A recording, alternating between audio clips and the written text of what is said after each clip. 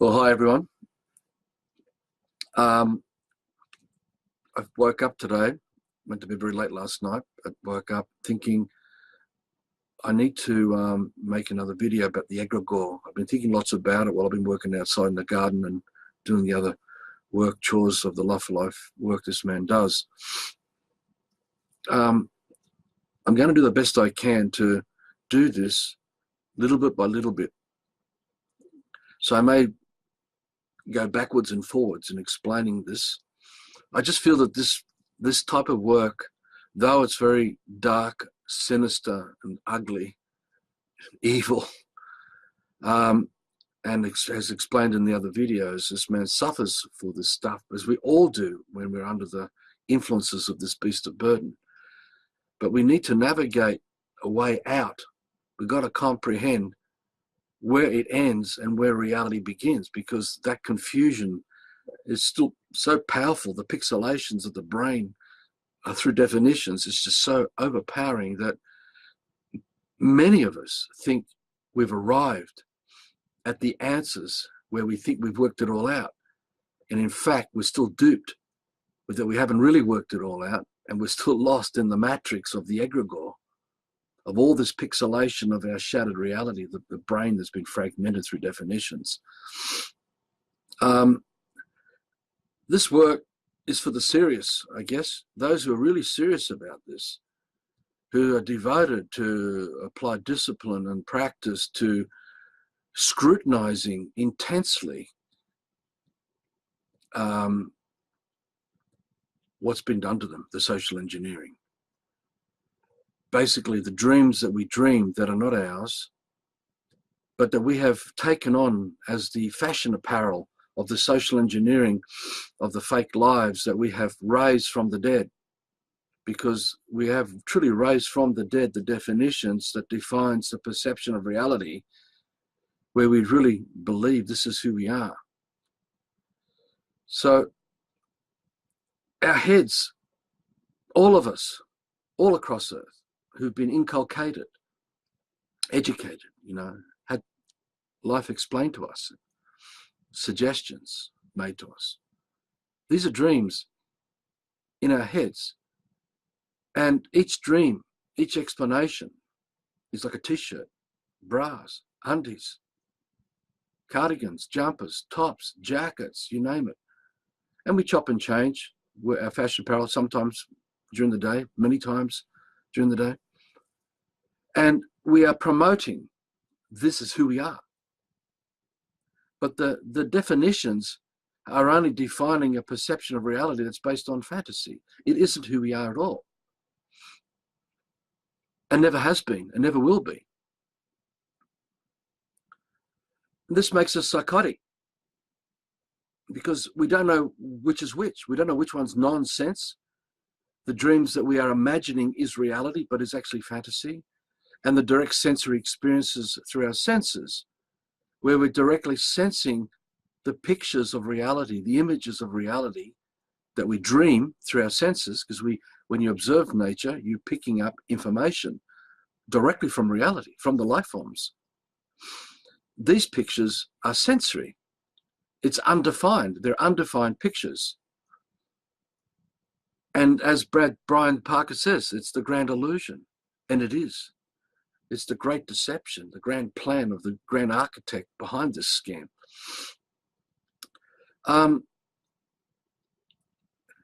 The only way out of this mess is to first face the fact that you've been inculcated. If you can't come to this and realize that the inculcation has been done to you, meaning that you have been raised up in a world of definitions defining reality for you, starting with the name that you were given. Because this is the key, it's the name. And the name is the beast of the burden of the apocalypse, because the apocalypse is where we've been hijacked from the true freedom of undefined life to live within the concepts and constructs of a freedom where we are the beast of burden plowing in the fields of our slave master's dream world, where we wake up to the clock, where we respond to the mail that have bills and contracts in it, where we're obligated to go to elections and vote, where we are absorbed in the definitions of political parties and gods and all the realms of gods, because there's so many gods. But all these are myths and mythologies that we breathe out through our breath. And in breathing out, we're creating life, giving life to these apparitions, these thought forms, these dreams. That is what forms the egregore. It's our compliance to these definitions, our bond to the Seste Trust, which is our bond to the beast of burden, the egregore. Because the egregore is a collection house of man's dreaming for this defined perception of reality, all rooted in fantasy. This is critical stuff. It cannot, to get a man out of this mess, we cannot define it. There is no yellow brick road that we can define for a man to walk away from this. Each of us has got to face this nightmare and work it out. This man cannot lead you out of this mess. And no other man can lead you out of this mess. This is a lie. And anyone who claims that they can is lying to you. Regardless if they come claiming as a Jesus or a Messiah or a prophet or a higher being or lower being, you must remember you have free will. The free will is undefined consciousness, but the vessel of your life was kidnapped, hijacked, and you were defined into a perception of reality that had you become confused about who you really are and where you're heading. And all the motions of the occultists who gave you the definitions that formed the instructions of your performance of how you wake up and what you do all day, every day as the robot, the drone of the Borg collective, as in Star Trek. Because the Star Trek collective with the Borg is brilliant. A really good way of describing how this inculcation works on everyone. We can't go into the Borg collective and pull you out of there. No one can. You've got to do it. But you can only do it through your senses. And senses has got nothing to do with definitions that are in your head. So every single definition that you have been wearing as that social engineering of your life, even if you changed from being like I was Orthodox Greek and then became like a rocker, and then from that took drugs and then dropped all that when I was still young, but then became so many different things. I actually got caught up in the New Age and got caught up in the Old Age and got caught up in Theosophy and the Theosophical Society and got caught up in business and money and commerce, but with the good heart, as all of us, we all have good hearts, and we bring our good heart into everything all the time, thinking this is the right thing to do. But if we are very discerning about this pixelation in our heads, we'll still sense things aren't right. We can't seem to be able to put a finger on the pulse, can't dot the I, cross the T's and work it out what actually is being done. So it's really important. You've got to know what is a definition that is a dream that you have never created, but you have been wearing it as that apparel of your social engineering. You have your home with your wardrobe full of social engineering, and you may dress up in different appearances of some type of engineering for you to fit into the boxes, the prison of that socially accepted norms. Because if you don't, you're ostracized from that herd mentality. Which I'm sure many of you listeners comprehend that, how this discrimination and censorship really works. I also must apologize, though many of you are writing and commenting. I don't get time to read. I might notice the odd one, but my brain is really focused on what I'm here to achieve here. So a great part of your commentating, I will be ignoring it, not intentionally, it's just simply I'm focused on what I'm talking about here. It's the best that I can offer in the makeup of this pixelated brain coming through Facebook or fakebook media. Dreams, we are all of dreams. Dreams are thoughts given life with our life energy, and we're the only one there to the dream, to the experience, we as man. We are all at the effect of each other's dreaming that affects each other. This is covered in the other videos, the links in the About section that you can look up of this video. The pixelation of the brain are just the individual constructs and concepts that forms the alphabets of the letter A, the letter B, the letter C. By the way, if my fingers start doing things like this, it doesn't mean I'm an occultist and I'm giving signals. It's just me saying perfect things, or, whatever. Our hand gestures, I'm very creative and artistic, and I express myself in 1,000 different ways. There's no occultic symbols going on here. Anyone wants to do our background, I'm not an occultist. But you work it out yourself. So some people say, Arthur, why are you doing this? I say, I'm not doing the 666. I don't mean to do it. It's just maybe that's part of the pixelation of my brain, but I'm just sharing, if you sense my intentions, I'm just sharing you the insights, and I'm very expressive in using my hands and fingers. So there is no hidden meaning in my hand gestures except sense the intentions behind what I'm sharing here. The point of this is that the true freedom comes from you connecting with your soul and building that.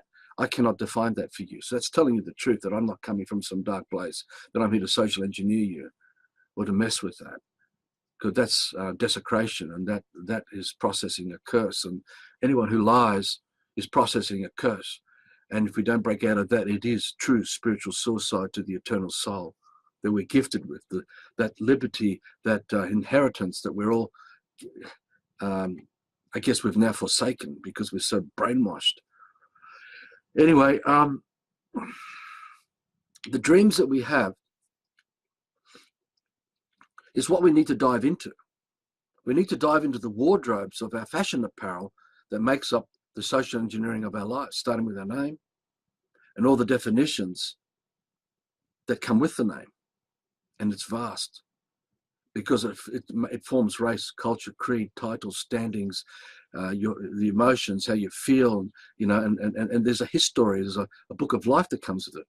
And all of this is in and of the egregore, this thought form, this dream that was imagined by a man to duplicate the living dream of life of the creator that was undefined. And in this case, a man defined it and then wanted to enslave everyone. So when we give our life energy to definitions, we are both seduced by the occultists and all their lackeys and all their innocent victims who think they're doing the right thing with their good art, telling you that's a daffodil and that's yellow and that's this and that's that and that's God and that's up and down and that's left and right and on it goes and on it goes. These definitions, if you fall into them, which we all have done in talking the alphabet languages of English or any other tongue that comes out of this black magic, our life energy goes to the egregore of this dream that this man invented. And if we die to that, the essence of who we are, the lie, is of the egregore.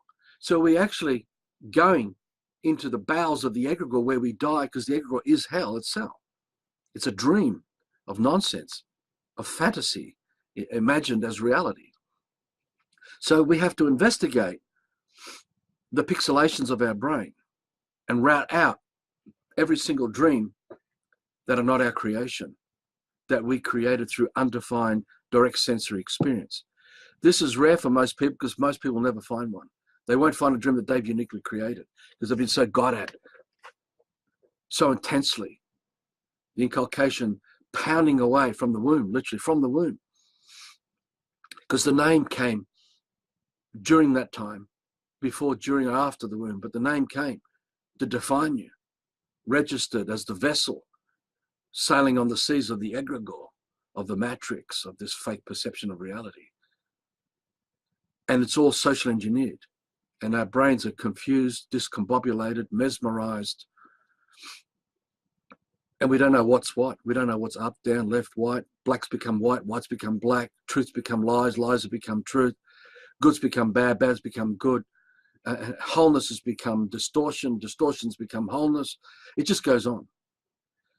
And the intention of this dream that this nutter created, this dream that formed the egregore, that we've been infected with because we all breathe the water of man's creation. So we're all at the effect of that. Every time you're breathing in, you're breathing all of man that ever was and ever will be. And then it just depends how it resonates, what's the effects it's having on you.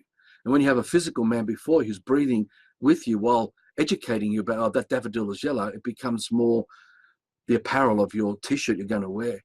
And so, oh, yes, I'm Arthur. This is my birth certificate. I was born on this day.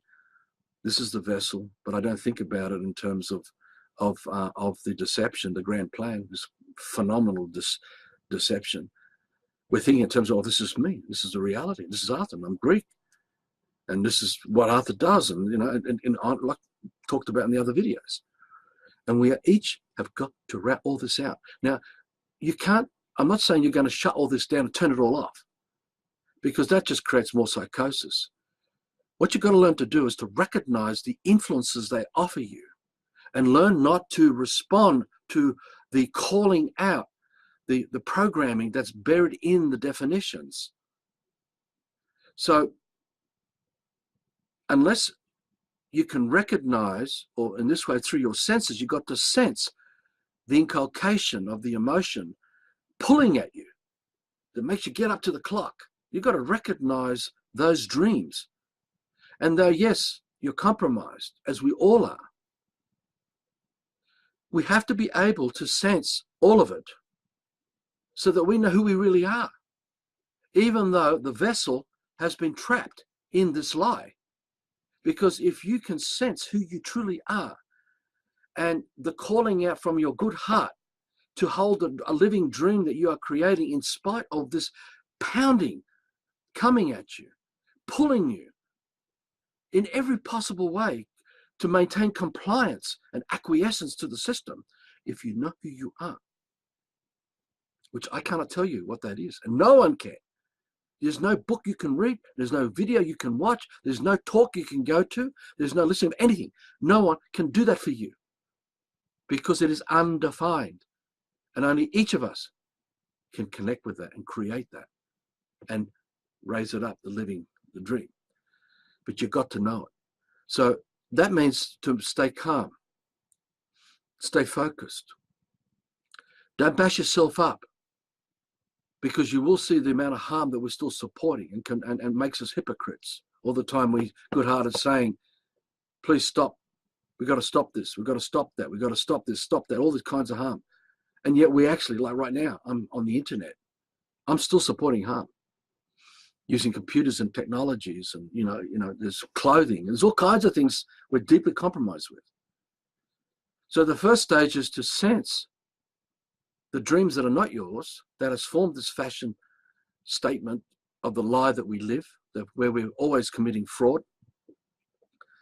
And okay, you still need to have water, you still need to have food, you still need roof, but to not to become possessed by this anymore, but to hold a more beautiful dream where you direct your life energy while you're working in Caesar's world for these Freemasons and all these occultists, and you pay everything to them, give them whatever they want, and work with others who are also waking up. This real waking up, which is undefined. There's no name given to it. It's undefined. You can direct your life energy through co-creating food forests, which is critical, with others, and learn how to coexist again in spite of all the differences we all are and will always be. Can you get on with someone else in spite of them smelling a certain way that you don't like, or they talk a certain way, or they look a certain way, or their behavior acts in ways that just triggers buttons in you that get you off? I mean, a lot of people hate me, but you've got to learn to live with this man if you want to create paradise. But yet, many of us, we've never injured anyone, we've never committed a crime, never stolen anything from anyone, never hurt anyone, never lied to anyone, never misled anyone. And yet there's hatred there. For what reason? Because this is the Egregore. And that's what this video is about, to show you how these things work and how they manipulate you. Because this man, anyone who's lived with this man and Fiona and have done the work we've done, we've never said that we hate you. We've never said to anyone, we don't love you. All this shit that's coming up is coming out of the Egregore, all the bonds you have to this nightmare that's come out of the inculcation. And you think this emotion is coming from, this emotion is yours, and you need to protect yourself from not coming near this man. As if this man is a nightmare for you, for your soul, or whatever. This stuff goes on. And you've got to be strong enough to get past this, because people around you will hate you, even though they don't even know why they hate you. They just hate you. And they'll despise you. They'll literally throw rocks at you and write you off. All kinds of things. But you've got to know who you are and stay calm. Remain calm and focused on the living dream that you hold, where your soul is, where you're living in the dream of do no harm. And it is undefined. Because then the grace of a man's heart shines. Like when we work in the garden and we create the food here. We don't own it. It's there for others, not just for us. And when we wake up and we are not unconscious anymore, we're not bickering over ownership. We're not claiming exclusivity and privileges. We're not denying anything to anyone, anywhere, at any time. We're just co-creators of life, undefined. And that's what paradise is. So we are going to build a bridge out of this nightmare in this life and allow these social engineered thought forms to fall away. So you've got to recognize these thought forms, these images, this nonsense, and go, oh, hi. Because it can come up as trauma and anger and rage, and you can get lost in the story worlds of fantasy. And we'll maybe get in this video or the next one, we'll explain this. And we have done some of this in other videos. But it's to stay calm. And we've had people here say, okay, here's a seed, there's seeds, plant them. Whatever comes up in your head, recognize it. Don't fight it. Don't push it down. Don't make it a background. Welcome it. Doesn't matter how sinister it is. No matter how nefarious it may appear. No matter how much emotion comes up you. Accept it. Don't fight it. Don't feed it. Allow it to be there. Welcome it. But then you use your brain and say, right, but I'm focusing on this dream. I'm holding this dream. I'm not holding the one that you're offering me. I'm holding this one. And allow it to be there. It'll be voices in your head. Whatever it is that's emotion. But you direct your energy like planting a seed, nurturing into a seedling. Watch it grow to create abundance.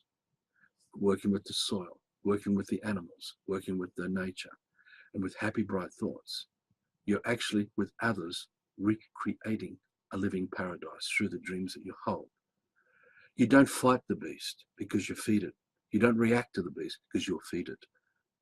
So it's just a calm stepping away in this life. There is no one to save you from this. There are no rescuers, nothing. It's just co-creating the living dream that you hold. Have no emotional attachments to any outcomes with anyone at any time. You're just being it, because there is your soul, undefined. And watch out for the ownership, where you're claiming something that's coming from the definitions, which adds confusion into the dream that you say that you hold of who you are now, which corrupts it. So you've got to recognize all these dreams that come into your head that you'll breathe out to corrupt the living dream, because that's how our ancestors fell, right? Remember, our ancestors, the original man, before the fall, had everything perfectly, had it all, paradise, yet they fell. And all their descendants have remained in a fallen state. None have ever returned back to paradise ever since, because you can't go anywhere to experience this do no harm paradise. It doesn't exist, because when man fell, all the breaking down, this is when the firmament came down and became the Pacific Ocean and Indian Oceans and Atlantic and all these other oceans and Mediterranean, and all the civilizations that were destroyed from this first attempt of this Egregore, this beast of the apocalypse. It's buried under the waters. And our ancestors lived in the lower grounds, in the lower lands, where the oxygen was even richer and everything was much, much bigger. Our ancestors were like 30 foot tall plus, you know, giants, but not giants in terms of, you know, we're looking through the window of our smallness because we've zoomed out from all of this. We've forgotten who we are. We don't remember who we are anymore. But this attempt, this new world order, this one world system is just social engineering. And it happened before. And you're going to see a lot of tribes amongst us who are living in nature, but they're still at the effect of all these things that were done to them long ago. And they carry the residues. And that's why you see them with spears attacking, killing animals. Why they use nets to trap and make other kinds of traps to trap animals that never gave them permission to be killed and eaten. And we confront these tribal people. Some have contacted us and we've spoken to them. I said, why do you do that? Bring forward the animal before you first play and let it tell you it gave permission for you to take its life and kill and eat it. We don't want to hear from you or from some wise man in your group who says you have that God right, given right. Let's hear it directly from the life form. And they can't do that, which shows you they're still fallen themselves. They don't know who they are. And so there are certain customs amongst them that are still used that forms this fake green alternative returning to nature thing that's been driven now as part of the new world order that's coming in, of this new social engineered man, where we're all brought back close to the truth, but not enough, because we're not actually living and being the living truth of our dreams undefined. We're still in the defined dreams of a fake consciousness where we keep bringing a good heart into everything that we're doing. And we can't seem to work out what's happened here, which way is this all going. So we are surrounded by the heritage of many others who are still fallen, though they live in forests. They still live as close as possible to the truth of what it was to be a man. But the corruption, like you're seeing today, all across Earth today, is so huge. It was no different to the corruption that happened back then with all that pixelation going on, where you see the remains of the Easter Island statues, and you look at all the remains of the pyramids and the obelisks and all the civilizations under the Pacific Ocean and Atlantic, because there's plenty down there. And there were no oceans and seas back then, guys. We didn't have them. We only had big waterways, like you got arteries and veins in your body. We had waterways. And we had areas of lakes and things like that, but we didn't have massive oceans. This is all recent phenomena.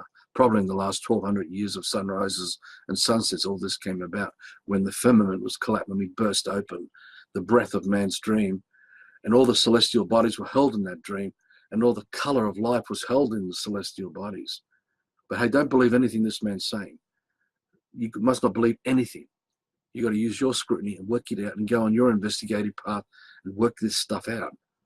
But in the end, it's all about your living soul.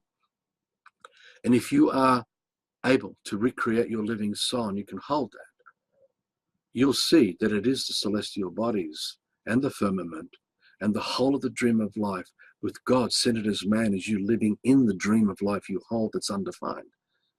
And you'll see the magnificence of the original man, of the original creator, and how it's mirrored naturally through calling out, because we call out creation, call out do no harm, calling out magnificence, that you'll get a sense of how things were.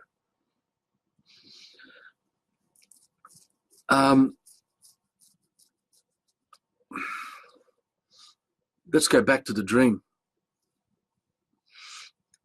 You see, and I'm going to go back to, I've mentioned this in some of the other videos. I'm going to bring it up again because I just think it's so important. It's just so important not to be lost in it, but to comprehend how we've been social engineered and why we still don't seem to be able to work out why we have not been able to get away from this mess, right? So we are always coming in contact with good-hearted men and women, in spite of whatever emotions are coming up for them. Some will not like you.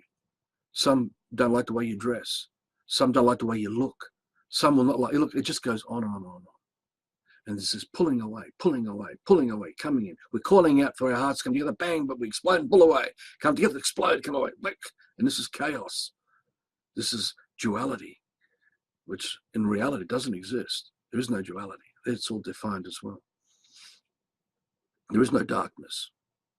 There's only the true consciousness of man, which is undefined. But we use the linear analogies of light and dark to explain the concepts of the system with all its duality constructs, and how we seem to, we're all calling out from the good of our heart, but then we explode. This is why the occultists are brilliant in this, because they've got to keep us so fragmented in this reactive state, broken, with that we're all individuals, so that they can permeate their order amongst all the individuals, and we call this the system, with their law and order. Right? They don't want us to bring the wholeness back, because true wholeness is undefined man co-creating undefined reality, where the uniqueness and originality of the living soul is still present. It's still there. We never gave it up. But the illusion of all this inculcation through these dreams of definitions that define the perception of reality that are not ours, we're actually calling out for fantasy to be played out amongst our brothers and sisters through our good hearts. And that's why you see war all through the Bible. Why you see war in all the holy books. Why you see war everywhere through the system today and the chaos. And why there's never been peace is you can't have it in a defined perception of reality, all based on imagining fantasy is reality. And it starts with each of us and the dreams we hold that we breathe our life energy into, that calls in the confusion and the mesmerizing state where we don't recognize reality before us, and the emotion that comes up that causes us to conflict. And so we have, how big is the divorce rates today? It's massive. How many times people coming together and breaking up because we don't even know what the dream is, so that when we come across the true partner, that's an eternal, not bond as in contract, but an eternal bond of the dream that we hold of life. We don't know how to do this anymore. Very few of us know how to do this anymore. And the norms of the social engineering and all this sexualizing going on, which includes heterosexuality, guys, because that's all crap too. I'm not saying that we are gay or we should not be gay. I'm not saying we should be transvestites. What I'm saying is that we are undefined man. And undefined man is neither male or female. It's not left or right. It's not this or that. It just is what it is as a man. And a man who's undefined will never do harm, will never social engineer another man, will never put pictures of a lie into a child and corrupt them to accept lesbianism or homosexuality as the norm, because that's desecrating the sacredness of another man straight away. And the original custodians of all the tribes, when this deception started, they were there to stop this from happening amongst them, amongst their own people, and rat it out. Because the whole job was to protect the sacredness, which is no one can define the soul of a man. We can create the vessel, but we cannot define the soul. So sexuality has come at us in so many different ways, but it's not who we are. And the sexuality comes in a fashion apparel, labeled with race, culture, creed, titles, standings, and comes with behavior mechanisms. For an example, pick up a set of keys or a key. Just to pick up one key leads to a chain reaction of other motions you must perform to carry out the key, what the key does. And the key will lead you not just to the front door, but opening the door, but to get in, turn the engine on, and get the car, and then begin to motion around to take you to where you got to go, whether it's buying or visiting or socializing. But then the key also brings you back to open the door, bring you in, and put the key down, and have you live in the house. One key. It's like me with the one screw I talk about in the other videos. Just one screw. I need tens of thousands of brainwashed slaves to have this one screw. But we can't see the connection, how these spells trigger the definitions encoded in the meaning of the words that were used to define the fashion apparel of our fake perception of reality. We walk around as Arthur, Greek, and all the things Arthur was living in that life, up and down, day after day, getting up to the clock. So the name Arthur is a key, and that triggers all these programs, one after the other, even to go to bed and have a rest. It continues there, in the bed, because the bed was made as part of this, with all the material, and the mattress was all part of it. In the room, with all the synthetic stuff. And even when we get up and go into the bathroom, it's still synthetic. There's nothing real about it. It's all artificial. And then we put on the man apparel things to make us smell nice, and we brush our teeth with things that all this is unnatural. All of it is synthetic. And then we go and wear clothing and put suits and jackets on. Oh, I'm a lawyer. We go and walk down the corridor and we stick our head in through the kids' bedroom and we see them playing with their PlayStations early in the morning. Just the name Arthur is all connected to this. Then in the kitchen, there's wife, the good-hearted wife. I just went past good-hearted kids. There's my good-hearted wife. She's making bacon and eggs, and she's got a reconstituted orange juice sitting there waiting for me. And she got the latest paper she brought in from out on the street. She'd been doing the other thing because I'd been out for a run, and I came back and got da-da-da and did everything I had to do. Right? The name Arthur, that one key, that reverb, still happening. None of this is who we are. None of it. None of it. Then I've got to go to the car. Got to open up the garage door with the remote control. Open the door, hop in the car, get in my BMW. I'm a lawyer. I work for a big corporation. I'm driving out. Merge in with all the other traffic. Just the name Arthur. I'm now in a traffic of all kinds of keys of names, all going in the same direction. Spells and spells and spells. Oh, I've got to pull over. I need more petrol. Pull over with all the others in line. Wait my turn. Get the Bowser, put the petrol in. Go to the, wait in line. There I'm seeing other newspapers, chocolates and lollies, whatever. Oh, grab one of those, grab one of them, grab one of them, go to the counter.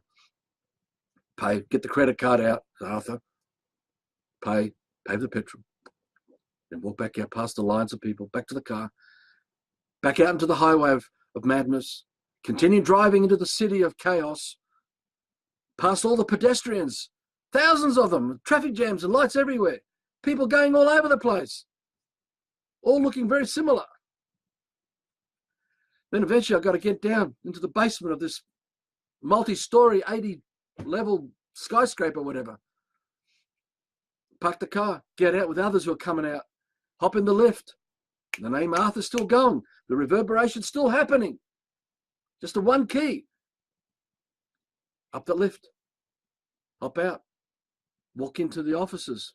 Walk into the area, my little ward, my psycho ward, because they're all wards of a prison state of a mental asylum. The whole system is wards within wards within wards within wards of one big mental asylum. Discombobulated man.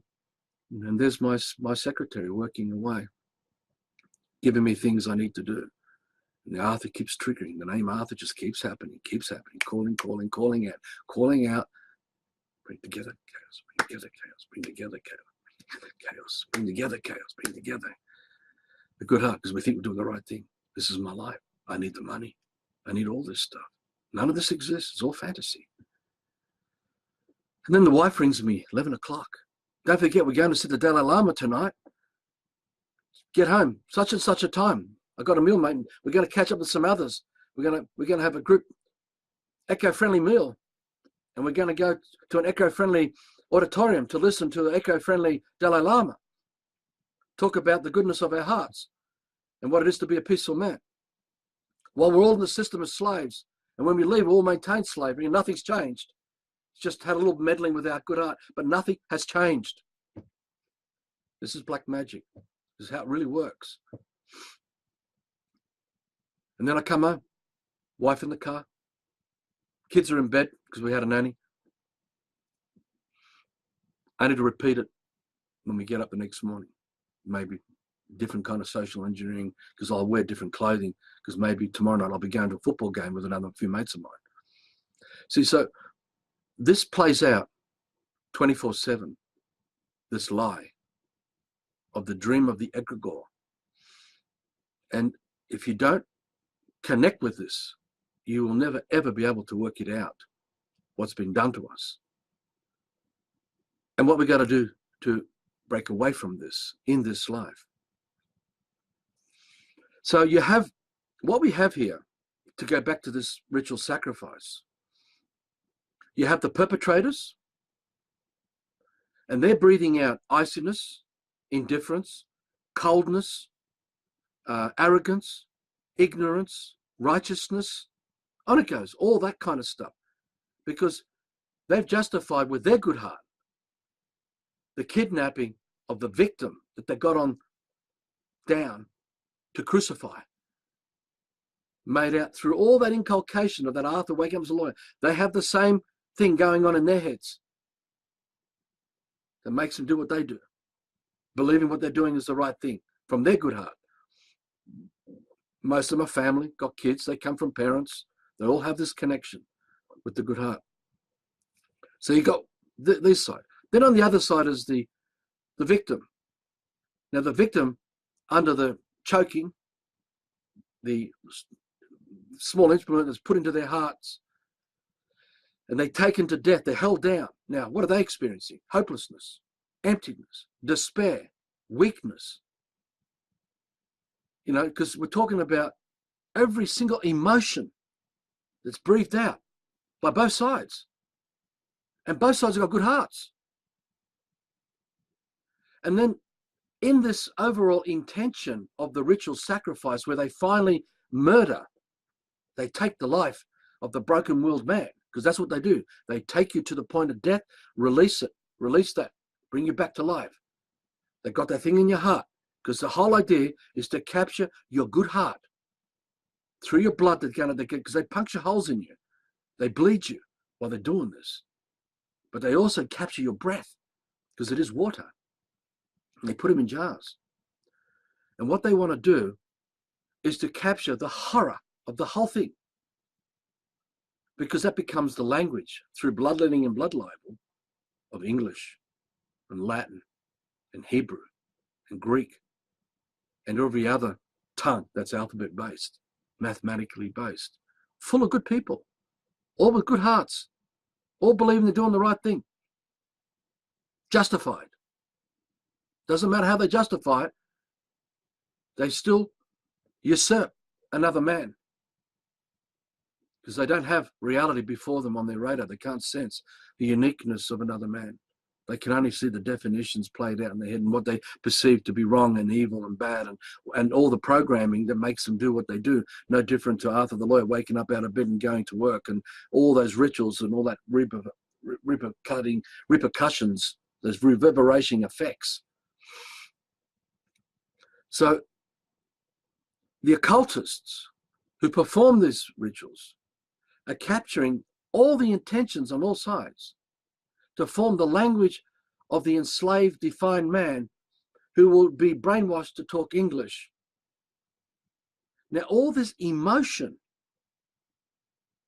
is feeding the Egregore, the original dream that inculcated every other man who became an occultist, who became the entertainers of these rituals and performed them, these horrific ritual sacrifice rituals in multi-millions across the ages.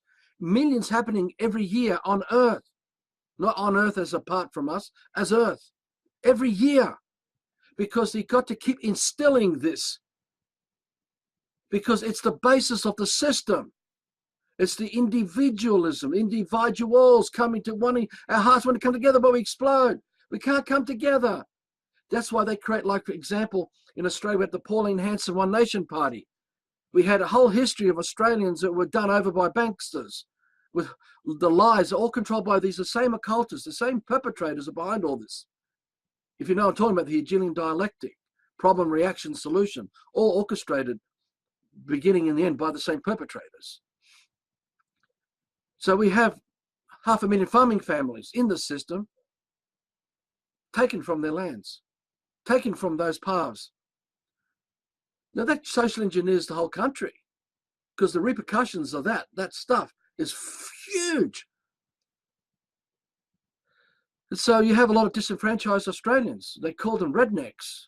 And so they created this One Nation Party, put Pauline Hanson to front it, to talk the mantras of the rednecks, with all that stuff that was going on inside them that they were angry about, but what was done to them and all those family members that were affected by this, right? Those who had lost their homes and all that shit. And so this is, again, trying to bring everyone together under, oh my God, she's the one. She's going to bring us all together. But inside the One Nation Party, you had David Ettridge, David Oldfield, many others. Left-wing, right-wing, mainly right-wing Masons, Freemasons. Controlled opposition, because the goal was to bring everyone together and explode it. So we can't get together. The message is we can't get together. We can't work together. So we default back to the system where the Freemasons provide us with the system for the order to maintain some kind of dampening on the chaos. But they need the chaos for them to have their order. This is no different to the rituals where you have the occultists performing these cold, brutal, nasty rituals on innocent men and women, mainly children and babies, and torture them to death. The same thing's played out. The good arts, good arts. This is the system, and this is the beast of burden, because the burden is the discipline you have applied to carrying out the instructions of the definitions that formed the tongue of the man under the name Arthur, Joe, Bill, Ron, Jack, Sue. And the triggering out of that is the language of the matrix, where you will be trapped in that reverberation. And you'll repeat it over and over and over and over, day in, day out, in spite of your good heart. And how many of us will go on the internet and write and talk about we need freedom, we need truth, we must break down these things, we must stop all these injustices. You know, it goes on. We are saturated by good-hearted people with good causes. But everyone is trapped in the system. Nothing is really changing. What appears to be changing is only minor, because the true power and control of the occultists to rule everyone continues, because no one is prepared to rout out that shit in their head and learn to rise up above all that crap and be a living man that can hold a living dream and be that, because then all the lies of the satanic realm just collapse. It just falls away. And that's why you got to stay calm. You got to be a man of peace. You got to recognize all this inculcation in your head, spinning and spinning and spinning and spinning. And so the more that you confront these rituals, because the English language, the definitions in your head, the alphabet spinning, is ritual sacrifice, is the chaos of your good heart exploding. I've got to get up, got to go to work. I've got to make money, I've got to pay the mortgage. I've got to go do this, I've got to go do that. And this goes on all day, every day. It's only happening as a fantasy in our heads. And the whole time, we're reliant on a slave system full of inculcated slaves, broken down man, to be all the machines and cogs in the wheels of this fucking nightmare. And we call it life. And this is the best it's going to be, in spite of all our good hearts and all the wonderful good heart things that we do. The truth is, we never break away. And it stays like this because the truth of the system only takes you close to the truth, because the definition deceives you into thinking it is the truth when you actually are not the living truth. You are not living the truth. You are not living in the dream of the truth that you hold as the man that you are. And if you can't do that, you're gone, in spite of how much you think your good heart's telling you the truth. Because you've got to remember, in those ritual sacrifices are the good-hearted. The good-hearted all the time. So the good-hearted are slaves as a housewife with a husband who bashes her because she's been through 3 already. The good-heart's still there, but they persist. And they go through the horror of this masochism, which is that ritual played out. And it's played out through sexuality. It's played out through self-esteem issues. There's all kinds of things that play this out. So the point, I keep saying the point, there are so many points. The intention is, you've got to recognize how it's pulling at you. That when emotion comes up for you and you feel a reactive thing, oh, I hate that man. And yet that man never lied to you, never stole anything from you, never cheated you, never misled you, never broke the peace, never committed a crime, never wanted anything from you. didn't want to control you, which is what this man does all the time. The amount of people react with this man because I'm confronting what they're saying, confronting this stuff. They get very personal. They'll start attacking the man's character, and then the occultists will come in and go after the man's character to try and inflame the chaos. Get away from Arthur. Don't trust him. He's psycho. He's not a good guy. He's not one of us. Because it's in the shattered reality where they get all their power and maintain their power. So those of us who are very passionate and persist, like this man's been doing in the system for the last 12 years, when this man dropped all the contract, dropped the name, dropped everything to do this work, with completely out of the system, under the arms of Fiona, who carries this man under her rental property and all the things that she offers, the internet. It's all her. I just do labor here and make gardens and create abundance and do this insight work and give it all away for free. I don't charge anyone for what I do. So I can hold that dream and live the dream of this man. Because that's why I do the garden, is to hold the living dream. It's undefined. And create a living dream that I can hold even in amongst the system right now. It's only on 1/10 of an acre here on a rental property. But I'm holding a living dream. Because I'm not under the reverberating effects of this inculcation. I'm not under the directives of the occultists. I'm free of that. That's why I don't go to the banks. I don't go to the shops. I don't go and do any of this stuff. My wife does. My partner does. But this man doesn't. So we have one in, one out. And we play this game. And we got to show others, stay calm. As these things come up in your head, as you investigate these emotions, because the emotion is the ritual sacrifice being performed on you. And this emotion is the grid of the egregore, triggered by the intelligence of the unconsciousness of the egregore, that comes as hatred, as fear, as doubt, uncertainty, that comes as every possible way that we can comprehend, that brings us and clashes, brings us and clashes, brings us together and clashes, to play out the everyday life we have in the system. The truth being that we don't own anything. Nobody owns anything. But when you hold living dreams, you don't even own that. You're just a custodian, a caretaker of that dream. And you live for others to hold that dream too. But it has to be done in undefined ways. We cannot lead anyone to this, because it would only be a lie, and we'd be defining someone's perception of consciousness, which is fake. So in these rituals, it forms the fake human. It's not a man. Because the language, the tongue of alphabet, is the social engineering called out by the man who has been impregnated with these definitions. And because our good heart is there all the time, and as we are calling out, we're looking at the mirror of the definitions that we're calling out. We're reflecting on the definitions that define our perception of reality. And we think this mirror of many, many mirrors is who we are. And because we get that reassurance from our family, because it was done to them, this inculcation ritual, this satanic thing was done to them, we think it's normal, that this is reality. And because our wider communities are doing it too, because they've all been inculcated,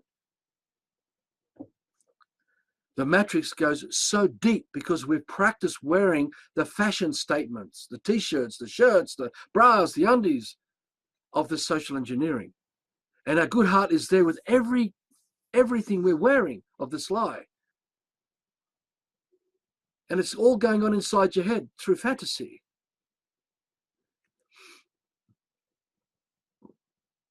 So unless you can perceive this and recognize what are not your dreams, the dreams that you hold, that you live in, that are a lie, because you've been trained to live in these dreams, because it's living in the dream that is where you find the name.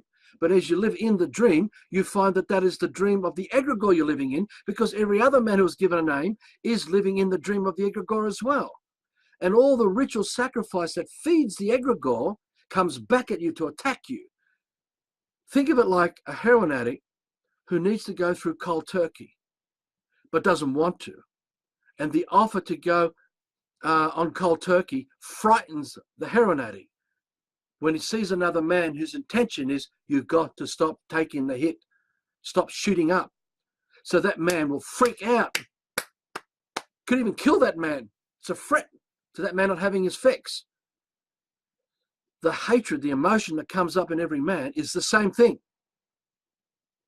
That's why a lot of people hate this man, because I'm a threat, because my intention is for you to unhook from the egregore and to return to paradise with other brothers and sisters who also hold this living dream. And it's undefined. And to hold such a dream means we don't own anything. We don't claim land. We don't claim street numbers. We don't claim anything because we already got it all.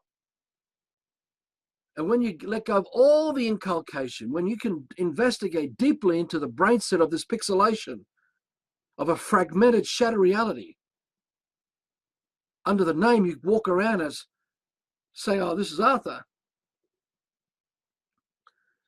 And somehow along the way, you come across others who define freedom to you, define consciousness, define science to you through quantum physics, define galaxies and universes, define a God for you with saviors and messiahs.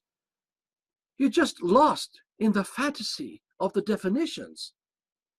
But your good heart is there, and you're experiencing the reflection of your good heart with every other man's good heart is also there. So you feel all that too. And that deceives you into thinking, oh, I've come to the end of my journey. I found my truth. I give my life over to Jesus. Oh, I found the truth. I've ended up with a straw man. I can now pull out of the CESTQ trust. Oh, I've got myself material wealth. I can retire, and I've got my pension plans and all my other superannuation and investment plans to keep me in retirement until the body is laid to rest. There's 1,001 ways these things play out, but all of it is a lie. And everyone who thinks they've arrived at the truth have not. So many give up along the journey of the investigation. They can't go all the way. And their cultists do not want them to go all the way, like this man didn't, pulling out for the last 12 years, and sit there and contemplate and argue and argue and argue, and you scrutiny with everyone about everything to work out what's going on. Because I didn't have to pull. I got to go to work. I didn't have to pull. I've got to get money to pay the mortgage. I didn't have all the stuff. Fiona carried it all, gave me the space to allow me to do it. But together, we work together for the bigger picture of this living dream that we hold. And we're still together, living this kingdom dream. So the egregore is a fake consciousness. It's made up by man. Just imagine we're in paradise. There is no system, no egregore. There is no harm, just paradise. The good heart, reigning as king, queen over everyone. Undefined king and queen. I mean, every man, woman, and child is a king and queen. And then another man seduces one of us with a definition. And the intention being from the man who gave us the picture, the definition, was to get you to fall into this dream and worship it, liken it, be lost in its reflection that you call out to all the time to keep you trapped in it. Just one dream, one definition. And this definition began the egregore. And every man who became seduced into the dream of the egregore formed an ego out of the egregore, because the ego is just a demon of the multi-demons that forms the egregore. It's a fractal universe of definitions that started in the womb and spiraled like a vortex because we kept hearing the definitions, feeling it from mum and dad. And when we arrived under the name, the definitions never stopped. So that reverberation, that reverbing effect that I've been talking about just is played out because it's happening to everyone around us. And wherever we go, even though we're amongst the good heart of nature, amongst the living, we see this fantasy being played out, but we don't know it's fantasy. And we don't know where it ends and reality begins anymore because we're so discombobulated by this pixelations that come in. It's so deep. It's like you fall inside an ocean and there you are sinking in. and you never reach the bottom. And you might be pulled by the currents inside the oceans of this egregore. You never can raise your head up out of it. You can never get to the bottom of it. You're stuck in it. And it's a dream made up by a man who feeds it with their life energy. And the purpose is to get every man to be put under this man. And the reason why this man did it, because this man became full of himself. Because he started creating suggestions to members of his tribe who likened the suggestions, the ideas, remembering that man created, man created, man created, man created, man created, man created, man created man. And there's a tribe, a large tribe. And the souls of those tribes, some are working what they're going to do with their life. Well, this man assumed maybe they were working out what they want to do. So he comes in with a suggestion, puts a suggestion in that man's head. Maybe it started innocently, probably innocent, because he didn't even know what desecration was, because there was no reference point to tell you what that was. There was no darkness in that way. And the attachment to the definition by the victim in liking it is the symbol of Adam, Eve, apple, and snake, or the forbidden tree. Snake being this man, the grand architect who started this, who formed the egregore, this beast of man's burden. And the Adam is a man, and Eve is the man. They're just tribal members of the tribe. And the snake is the man. He's a tribal member of the tribe too. And the forbidden tree is the desecration to the uniqueness and originality of a living soul, meaning you do not define another man. You don't educate them. You don't provide them with suggestions, explanations, instructions, education, indoctrination, brainwashing, inculcation. You don't do it because that desecrates another man. And as I explained in other videos,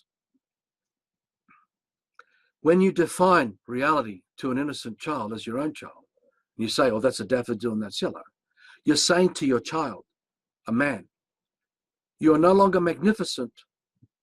You can no longer work things out your unique, original way. You must become addicted to the definitions for the rest of your life. I want you to suck on the nipples of the definitions that forms the social engineering of your perception of reality. And I want you to wear this clothing so that you're ruled by the doubt and the uncertainty, because we do not want you to know who you are anymore, because we're going to tell you who you are and what you are. Because when you define a child, you're destroying them, completely destroying their sacredness. And the doubt and the uncertainty of this is the pixelations of a fake universe, a universe of storytelling. Spinning is that reverberation effect inside the English language, because the English language, or any alphabet language, is an ocean of lies, and we're lost inside it. Gone.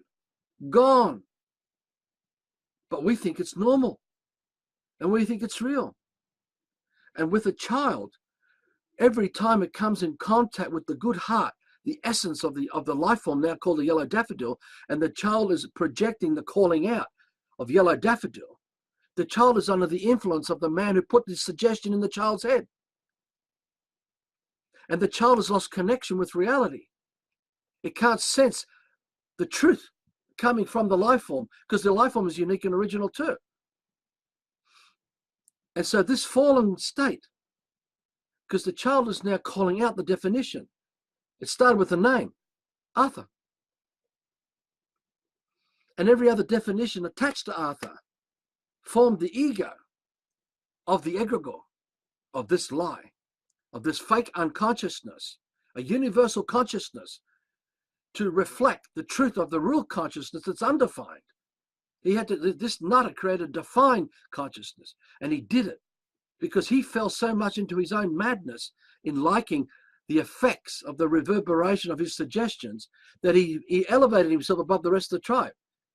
Where all men were equal, no man is master of another man. Suddenly we have a man who's rising himself up to become a lord over all others. And all of them are going to him for suggestion. And this has become the basis of kings and queens, emperors and Caesars, and domination, of invasion of social engineering to define a perception of reality, because we do not see you We don't sense reality. You are not who you are. We only want you to be what we want you to be, because that's how we see you. And that's what we say to our child when we say, that is a daffodil and that's yellow. So we break the will of our child. We break the will of our child because they don't know how to create unique original dreams through their senses, their good heart. They don't know how to create the dream of their heart anymore. They keep defaulting to the definitions that defines what their good heart is. And there's your deception, the greatest deception of them all. And this is how it plays out in all religions, particularly Christianity and the fucking Bible. It's full of this stuff because the Bible is a definition, defining a perception of reality. It is not your dream.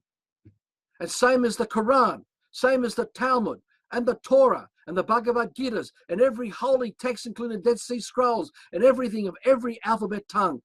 No matter what it's written, how it was unfounded, no matter how it was buried down in the Dead Seas, in mysterious caves, never found for 1,000 years or whatever. This is the shit. The truth is, a man is undefined. And if we make undefined man be that, peace reigns everywhere, naturally. Because an undefined man will never covet another man, will not claim land, meaning claim everyone who lives on that land and rule the man on the land by controlling the land, which is what the Romans did. And all the other armies, they came in, fought to conquer, as Alexander the Great did. All the armies that did this, they went in to conquer the tribes. Originally, it would have been a man who came in to conquer an undefined tribe to define them, so that the man, this priest, this nutter, the man who started this, who got so full of himself, the best that Fiona and this man have worked out, and this comes to the Ring and Cedar books with what was shared from Vladimir Migro through Anastasia, the medium he's used in the books. And we've added it to our own stuff that we were working at before we came across these books, and then it was flavoring this. But what we got to see was that it was this satanic ritual of providing definitions that confused others in the tribe, that forced this man to be raised up above others, because everyone was going to this man that led to this falling state. Now, it could be that this man then moved himself and hid behind the trees, so the tribes couldn't see this man putting pictures in their tribal members' heads, certain tribal members' heads. So they were hearing voices, but they thought they were coming from some higher being, because they've already accepted the idea that there was something more than them through the definitions that defined this shattered reality, this separation, this individual state. And so these victims of the tribe, some of them, were susceptible to this man hiding behind the trees, just as an analogy, remotely putting pictures in their head that they heard as voices of a God talking to them and following it. And thus began the occults and the reign of this nutter who ruled them. But those who manipulate, who formed the backbone of the occults, did not know where it was coming from, even though this man was amongst them the whole fucking time. That's how I look at it. This is no different today with the occults. All the Freemasons are amongst us today. They've got their families, they've got children, they smile, they hold babies, they kiss them, they sing. Yet we have this conflict, this chaos, all this shit going down at the same time. And everyone's enslaved in this inculcation ritual of satanic practices. The murder of another man's soul, break their will, break their will, break their will, break their will. And the English language is breaking your will because you've accepted the pictures that have come in your head. That is the voices of the dead, of fantasy. We imagine fantasy as reality. And because we are in the bodies, feeling the heart of our essence, and we think the definition is real, we can't seem to break away from the veil of this deception. Same as the yellow daffodil. Our head is spinning yellow daffodil. Our head is spinning white, black, red, brown, tall, strong, first, last, rich, poor. You name it, goes on and on and on and on. And this is the ocean everyone's lost in. and they don't know how to come out the other end. They always stop somewhere. They're still floating in it, and they call themselves conscious, New Age. I love you. But their love you means I want you still to maintain your slave status as I remain as a slave. Everyone is a slave while everyone loves each other. And we all come together in this new world order as slaves, happy slaves. But we've never broken this. We never got away. The cunning and guile of these occultists is staggering. And the main culprit, the grand architect, Satan, is a man remotely controlling the bloodline families that became what people call the Illuminati, the royal houses of Europa, the British royal families, the bloodlines through the Peerage Genealogical Society, which you can go to London and suss this out, that takes everyone back through Charlemagne, Alexander the Great, via the Norman conquest, because they're all Canaanites of Canaan, one of the 13 tribes of Israel. And Israel is Egypt, the system, and we are still in Egypt. We are in the system under the E of the ecclesiastical priests, the E. We're under their spells. And we have not been able to stop and discern, investigate where all these dreams are coming from that defined us. And we have no resistance against, because we're in the womb, innocent. As our ancestors before the fall were innocent in paradise, in the womb of creation, of the dream of life they held, that the Creator held, the living Creator, the very womb of life, with a good heart, because the Creator who breathed its life into the dream of life, its good heart's in everything. Remember, it's really non-linear. There never was a beginning to this. There's no outside to this. There's no beginning or end to this. It's always existed. Man's always existed. The Creator's always existed. We are of the Creator. We are the Creator. We're co-creators. And this dream of life, talked about in the other videos, held, is man, undefined. But we've been got at by these definitions.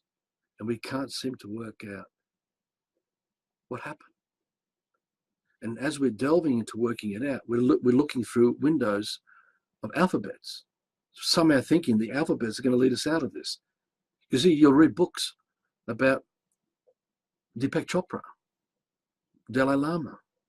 You know, there are so many books out there, good-hearted people talking to you about the truth, but they keep you trapped inside that ocean.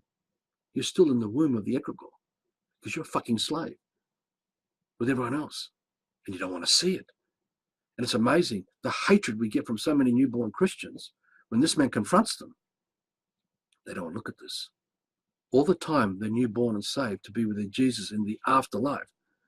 They remain as slaves here and now, constant slaves, educated slaves with their good heart, think they're doing the right thing, under the controlling influence of what formed their savedness to be with their favorite God and Jesus in the afterlife.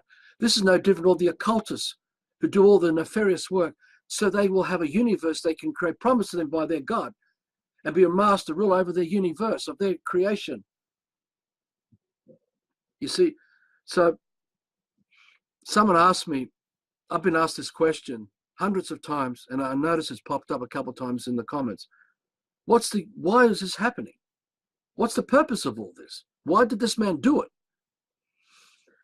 It's because the man who became the grand architect, the one who hid behind the trees, that no one ever knew who it was, who then trained his son, and he incarnated into his son, not reincarnated, incarnated, shifted his consciousness into his body of his son, which is not reincarnation. Reincarnation is demonic, through thought forms, through definitions.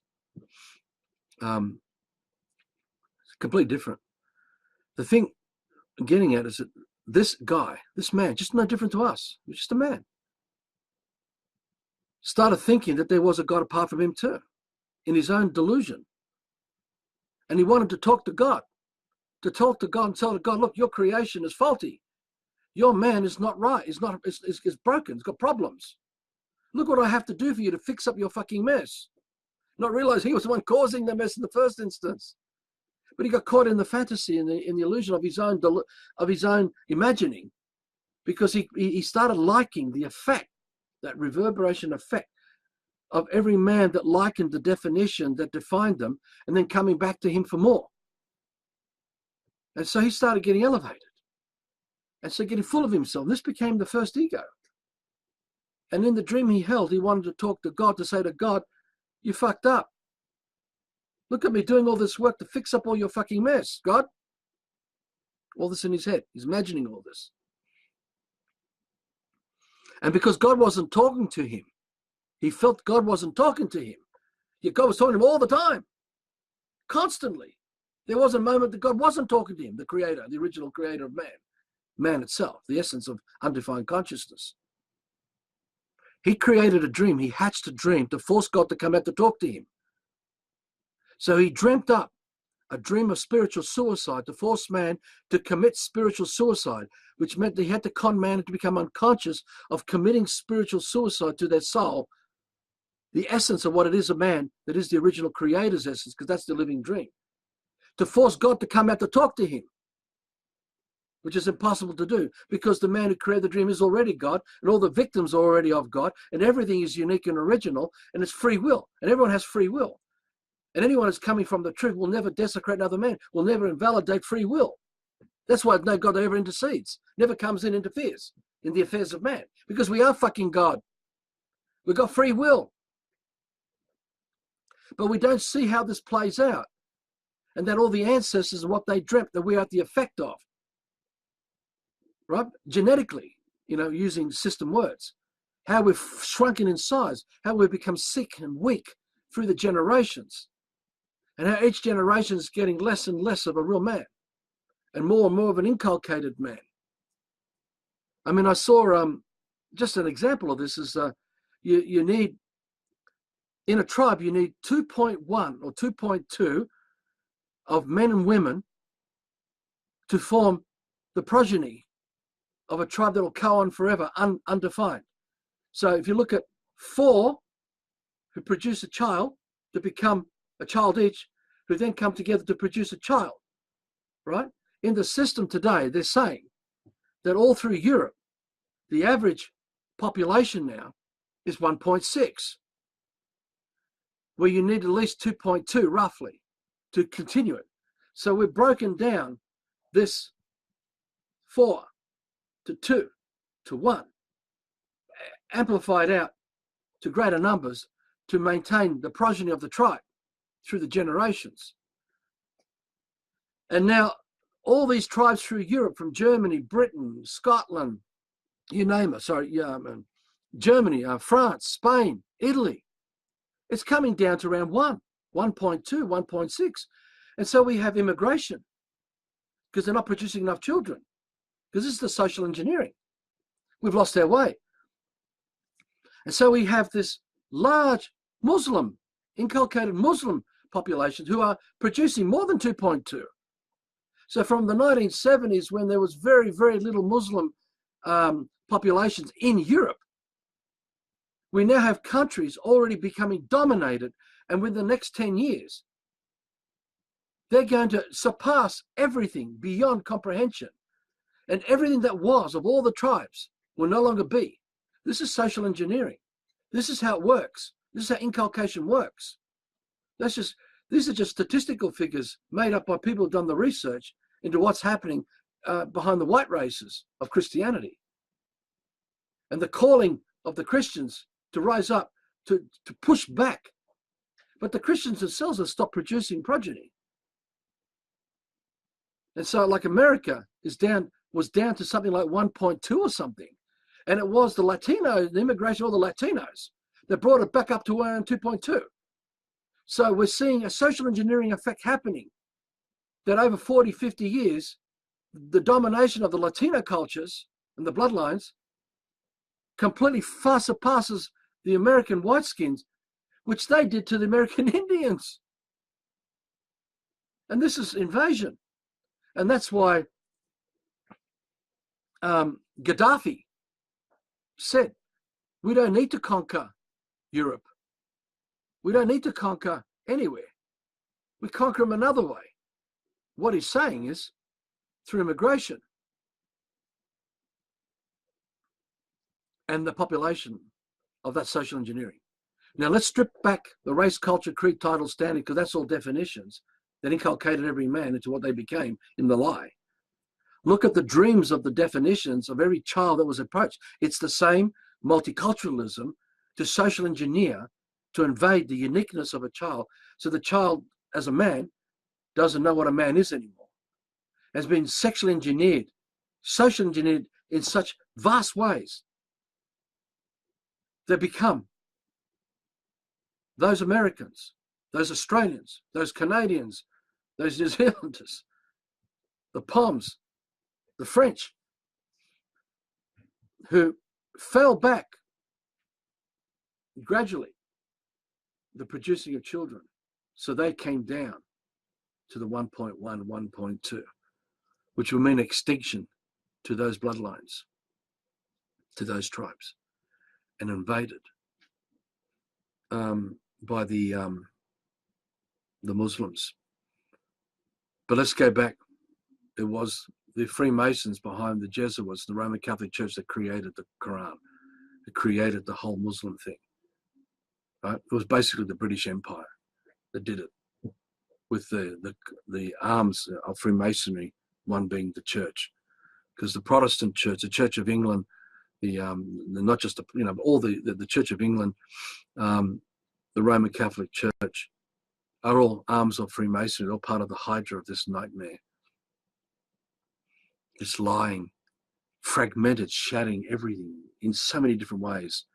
And we have to cling to something like a raft. We've got to hold on to survive one part of it. So we need our religion, and we need our Roman Catholicism. And we hold on to that raft, and the priesthoods that work with it to keep you alive through commerce.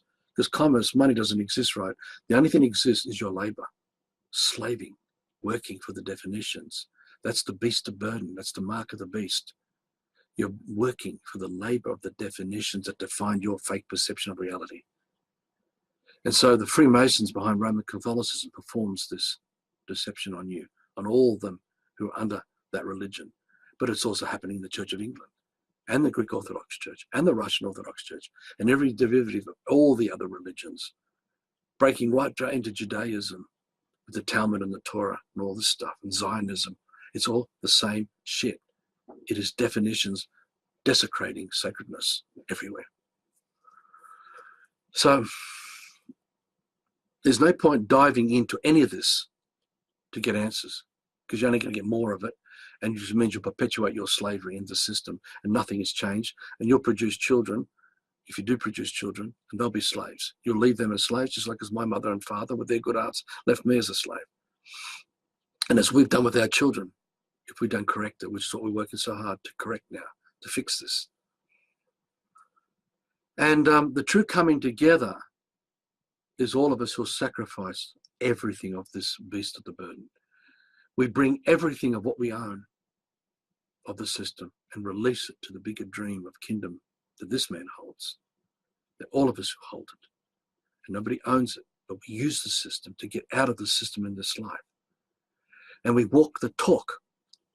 Right. So this is why this man has a recording studio. He's going to write real classy songs with other people who want to work with this man doing music. Always looking for professional people to work with, to get it out there professionally, to penetrate the resistance, the immense censorship put up by all of us who do the true work, the real work. Right?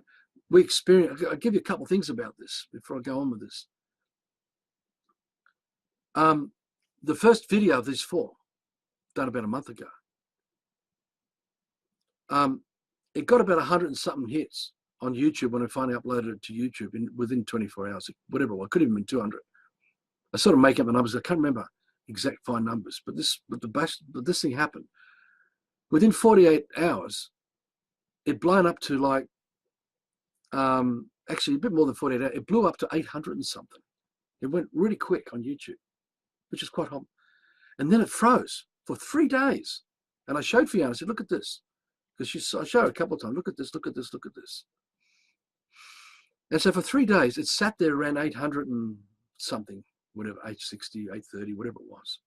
And then after 3 days, it dropped back down to 330 something in views. And then it's been a snail's pace ever since. And now it's hitting around 700 something, which is probably 70,000 or 170,000. We don't know. Because we know that back in 2009, 2010, we got a phone call from a guy and an email. This started with email and then phone call, saying he was part of a group of people around across Earth, part of some freedom network, who were investigating YouTube.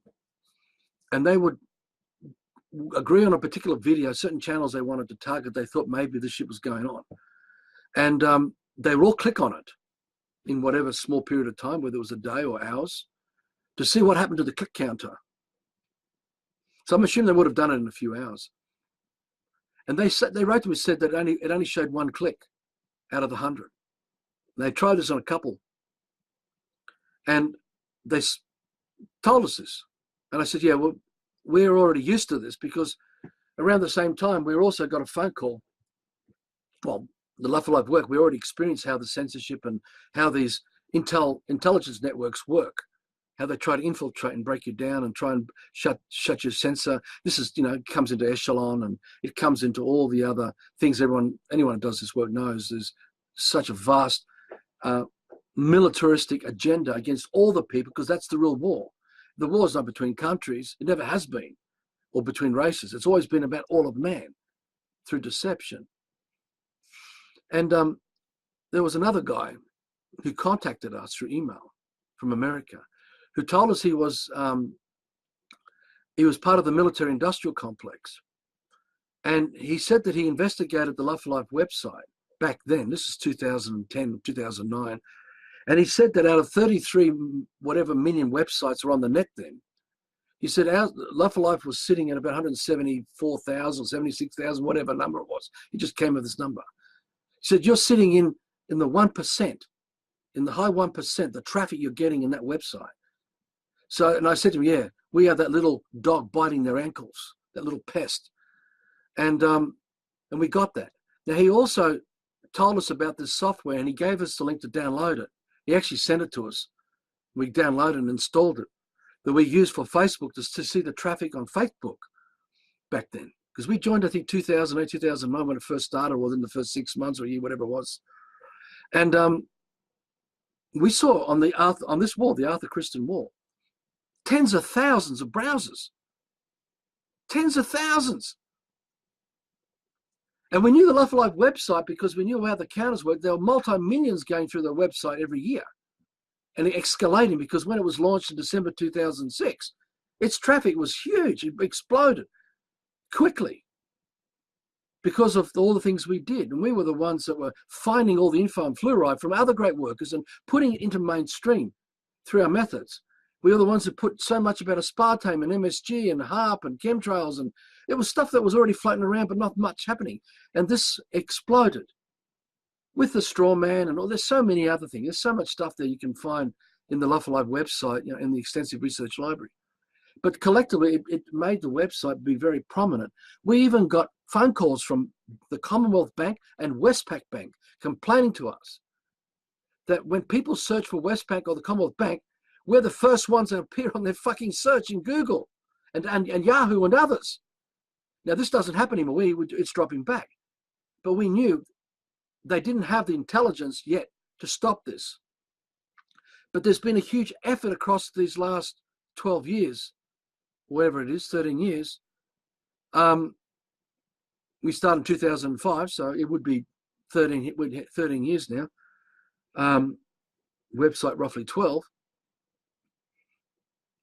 We knew they have to shut us down. And I always kept saying to Fiona, they're going to find every way to censor this website, to stop us influencing other people, to stop.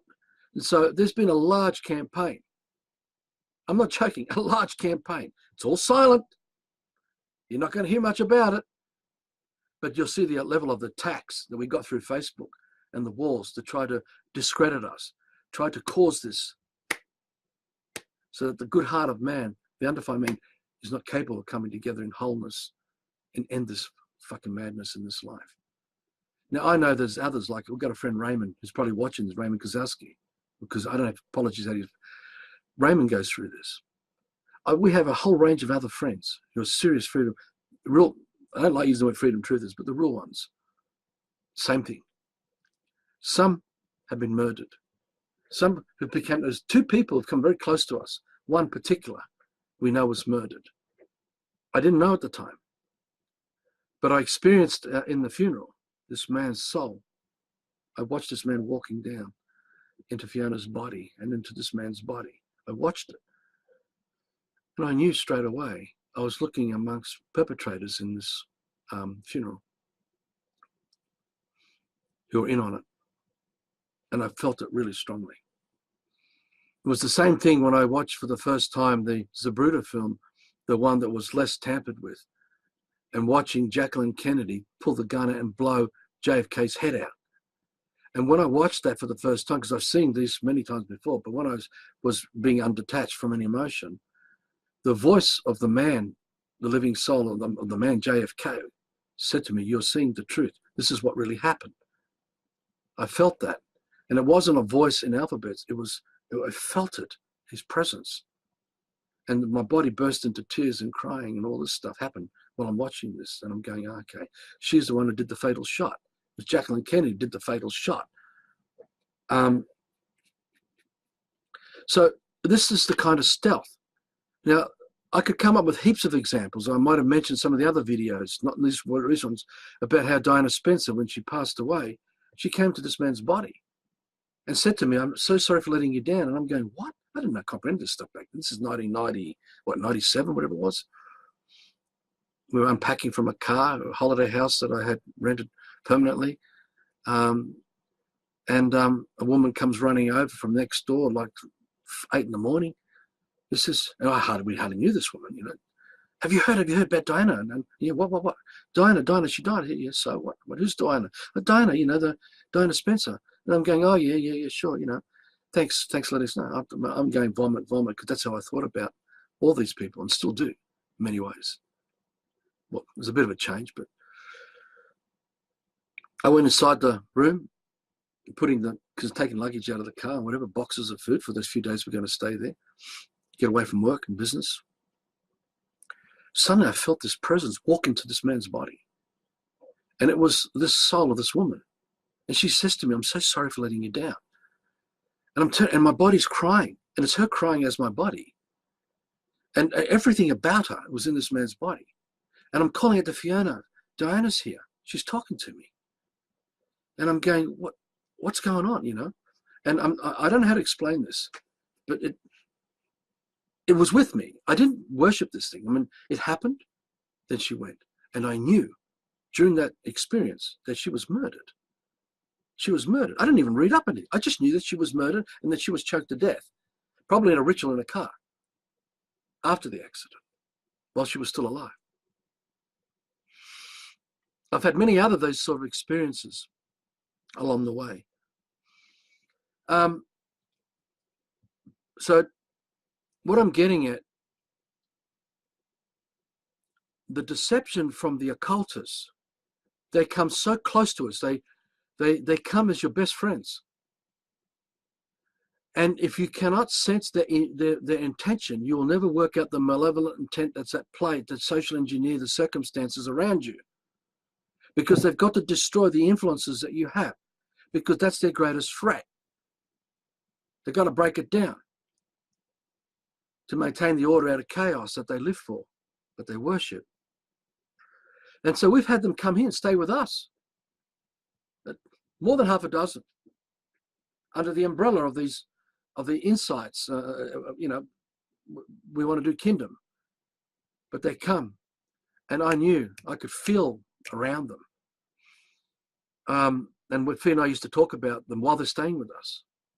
Some were here for a couple of weeks, some here for a few days, some for the day. But we knew they were intel, that they were lackeys coming from various institutions, whether it's the Australian, I won't go through all that, you know, but these things do exist, and they conscript a lot of people through the music industry. There's a lot from the music industry who do this, film industry, and the fashion industry, and the food industry. Every industry, as you got it, and in banking, and in the legal system, and in politics, it's everywhere. These foot soldiers amongst us all to maintain our conquered state. And they got to know what's going on. The fucking paranoia at the high levels, because they don't want to see a precedence break this hold that would shatter Rome and Babylon and all this stuff and bring it all down, which is what happened in previous life. For those of us who lived those lives and did that work, and some of us who know how to do it again in this life, because it's what we're accessing, that unconscious, the consciousness of our ancestors. Doesn't matter that we were those lives or not. The fact that we experience it, we're accessing it through the breath, with our intentions to end this nightmare, this domination, this deception. So these people come very close to you, and that's why we say a lot of our work that the greatest lie and liars are the ones closest to the truth. They cause the greatest damage of all because the dupe learnt to trust them. They got to like them. These intelligence agents, I've seen them in football forums operating, because I go into football forums, large football forums, and I see it playing out. Now I've worked out who is who, which ones are doing it. And then I can see some of the bigger pictures, how these things are playing out and why.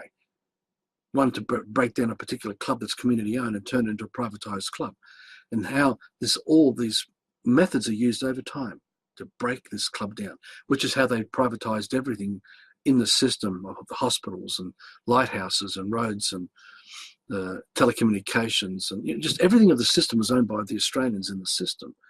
Yet the Australians are so stupid, they went and bought shares they already own, called Telstra, to have shares of Telstra they already owned as the citizens of the country. So there's the guile of this, the cunning of this is so incredible. So unless you've got a really good bullshit detector and you can sense the malevolent intent, you'll be deceived by those who come so close to you and enchant with the sentiments of your good heart, that has you call out the good heart and blinds you to the truth of their malevolent intent, the wolf hiding behind the sheep's demeanor. Along the way, to go back to this Egregore, this beast that this man held, that everyone is enslaved to, because when we talk English, we are of the Egregore through the ego. And everyone else who's talking English and all the other alphabet tongues are of the Egregore. They are ruled by the Egregore. It's the intelligence of a one-world beast, man-made. And this beast is the apocalypse, because its purpose is for each of you, to commit spiritual suicide to your soul, for you not to have one. And that's its only intention, because this is why the guy who invented this dream was the only thing he could come up with to force God to come out to talk to him, to prove that God effed up. But in the Ring and Theatre books, it points out that this man gave up, and we felt the same thing, that this guy who started has given up. But it's like a rooster running around the yard with its head chopped off. We're seeing this occultic world running around, still working to the agendas of these plans, these grand plans that were conceived from all that channeling over all those centuries. And many of us have to basically force that rooster to finally drop dead. This Egregore running through the veins of the occultists, and end this forevermore in this life. So the Egregore, this beast of burden, is your slave labor, is the waking life you spend calling out the definitions that define the name of your fake perception of reality and everything that's derived from it. And all of it belongs in the Egregore. With your mum and dad who belong to the Egregore, with everyone else who belongs to the Egregore. Because it is a earth-wide spiritual suicide. And that's why we're seeing so much devastation. Because the good heart's in everyone, but they can't see where the line of the good heart ends and the chaos begins. And that's why we're seeing disaster, wars and murder and abattoirs and companies that are running amok, producing death food, death drinks and death everything. And experimenting, and it's just everything's gone completely out of control. And all of you know what I'm talking about, because it's coming at you all the time. It's so out of control. Because the servitude to the beast is what they rose up. They rose that up. They rose the dead up. And everyone who dies to this thing, they truly died. And the cemeteries and all the placards and all the placards, the tombstones with all the engravings is the dead, for the dead. to be called out by the dead. Talked about in the other videos. And the other thing is that, same as with the crematoriums, with the ashes, calling out the dead, because they truly are dead. The thought forms of their fake life is still in the bowels of the egregore, fed by everyone else who feeds the egregore. So it's like a hurricane or a cyclone, like a vortex of whirlwind of the most despotic, apocalyptic power, with everyone who's died to this feeding it, by everyone else who's calling it out, feeding it through the lie of their name and the servitude of their name through the system life they live. You know, get the car that was destroyed mountains and destroyed valleys and destroyed life forms, and ripping the petroleum out with all the oil and all that destruction, and the plastic and the steel and the telecommunication. It's all devastation to the living dream. All while we've got good hearts, we all think we're doing the right thing. It's the best we can be. We're actually committing suicide. And very few have got a soul. And I wonder if there ever was a soul for many of man since this fall happened. Because if all you know are definitions, and that's all you got, and your body's now deceased, you've got nothing but an apparition, a thought form, a fantasy. You never created a soul to carry on with reality.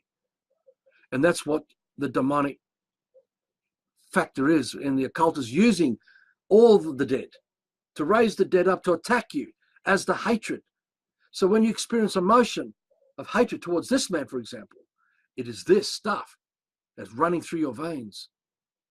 And it's the rituals and all the movies and all the fictional stories and the shit played out through the media, 9/11 and all that. It goes, just every day, this rape, that wrong, that banking, that economy. Because remember, there is no economy. There is no commerce. There is no banking. It's just labor, man's labor. What are you laboring for? That's what you've got to work out. And it's the same with all the education you've been given. It defines your labor, your life, your creation, because your labor is creation itself. But in a dumbed down, fallen state, and you don't know who you are, you're locked in a prison, you don't know what you are anymore. You just can't even sense it. And you can't sense reality around you because you've got definitions. It's like when you see the life form, you put a placard over the life form and it says yellow daffodil. The life form's behind it. It's not even there anymore. You can't even sense it. And it goes on and on and on. So your head is so spilling with the pixelations of definitions that you cannot see reality anywhere. You can't sense it at all. Because you keep defaulting to the pixelations of definitions to define your perception of reality. And you somehow think this latest book written by so-called is going to help you out. Or even you listen to this man's videos. If you don't make sense of what this man's saying to you and sense the intentions, you'll still be fallen by this video. And other videos and all the work that Fiona and this man Arthur has done. Because we can't pull you out. No one can. We can only show you what is the lie and how you got there and how it works. But we can't make you get out of there. We'll inspire you as much as we can, encourage you as much as you can. In the About section, you'll see down the bottom, you'll see an example of a really good girl with a good heart, so confused, supporting the Egregore. She wants to change the man. She wants to change she sees certain spots in this man, she wants to change them. I don't meet the criteria that she sees for me from her good heart. So she's conducting a war campaign of social engineering against me. But she's made it personal because I was deconstructing her claims, what she was saying. I was destroying it before her eyes, everything she's saying. I'm not attacking the man. I'm just attacking the definitions that define the fake perception of reality. But she's so attached to it, it's on her clothing. He's attacking me. What's wrong with this man? What have I done to him? It makes it personal. Because you can't sense. Because all the voices in her head spinning and spinning and spinning and spinning and spinning and spinning is the Egregore, keeping the addiction strong. So she is a servant of the Egregore, probably by her mother and others who are putting that and supporting that in her as well. Now that's one example of multi-hundreds of them that we put up in Fakebook, copied over into the Love for Life website. And if you look at those two links, the selfie of Frankenstein and the satanic craft of inculcation and practice, you'll see in the comments sections and in some of the bodies, you'll come across copies and pastes of some of these examples. You see, we have to be able to scrutinize everything, and it gets so close to the bone that we become offended. But all the emotion coming up is not the man. It's the egregore that's seeped into you because you're possessed by it. And it shows under the name of your ego, because the ego is the face, it's the hydra of the egregore. And here we are, all talking to each other, saying we want freedom, we want truth. But you can't. If you're defining it, you've got to walk away from it all, let it all go. And stop fighting over fucking land and ownership and money and survival. And start putting your energy into growing food and sharing abundance so that everyone has food, water, and shelter. And when we fix this, we can then recover all the lands because there's so much land for everyone to reforest. And there's so much for everyone because every time we breathe out, we're creating water, which is adding to the water with new water. So Earth is expanding. There's always room for everyone. We're not limited inside some defined box. And we have global warming and overpopulation. It's all a fucking lie. It only works on the brainwashed inside the dream world of alphabets, where you experience global warming and all these horrors of overpopulation and social engineering and all the other stuff that's going on. But you step outside of the alphabets, you don't see any of this. All you got is nature in perfection. And it cares for its existence because that's the good heart of us that created it. And that's why the cow does what a cow does and what a sheep does what a sheep does, even though the definitions, I'm talking about the living here. They care for everything. We don't have to do anything for them. They're free in the dream that we hold of life. Why desecrate it? The very sacredness we arrive as, man, is that sacredness. You harm the cow, you're harming you. You harm the water, you're harming you. You harm anything, you're harming you. And your children. And those you love. In spite of everything you say that you want freedom and truth for everyone. You want echo communities. There's no fucking echo community because that's in the system of the blind, the dead, leading the dead. They're all the good-hearted remaining in a prison system under another guise. Because that's what the new order will be. The greening of aliens, an alien world of discombobulated men inculcated under quota systems, because there will all be quota. You have to work and pay your worth to serve others under conditions overseen by the occultists. The same bloodlines that came out of the emperors and British family bloodlines and all this aristocracy and all the royal houses of Europa, all of them, they will come to you as your saviors today. But you'll notice it'll come as an order to protect you from this. But when you wake up, you don't need any protection because there's no death to be protected from. You don't die. So then when you're free from all of this madness, you're free to change the fucker in this life and get rid of it in this life by everything you do because you're breathing out that truth and being and holding that dream. This is it. This is the essence, the absolute essence.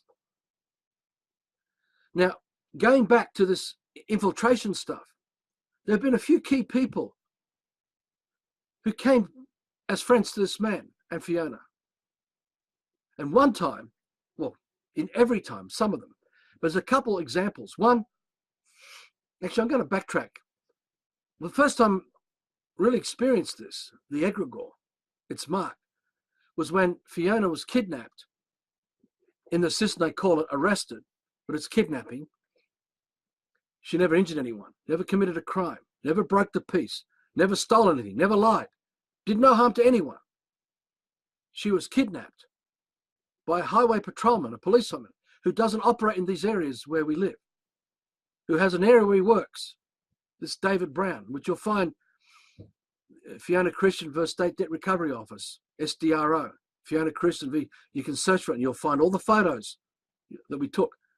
Now, she was arrested with our youngest daughter back then, who was only probably not even 2, in the back seat.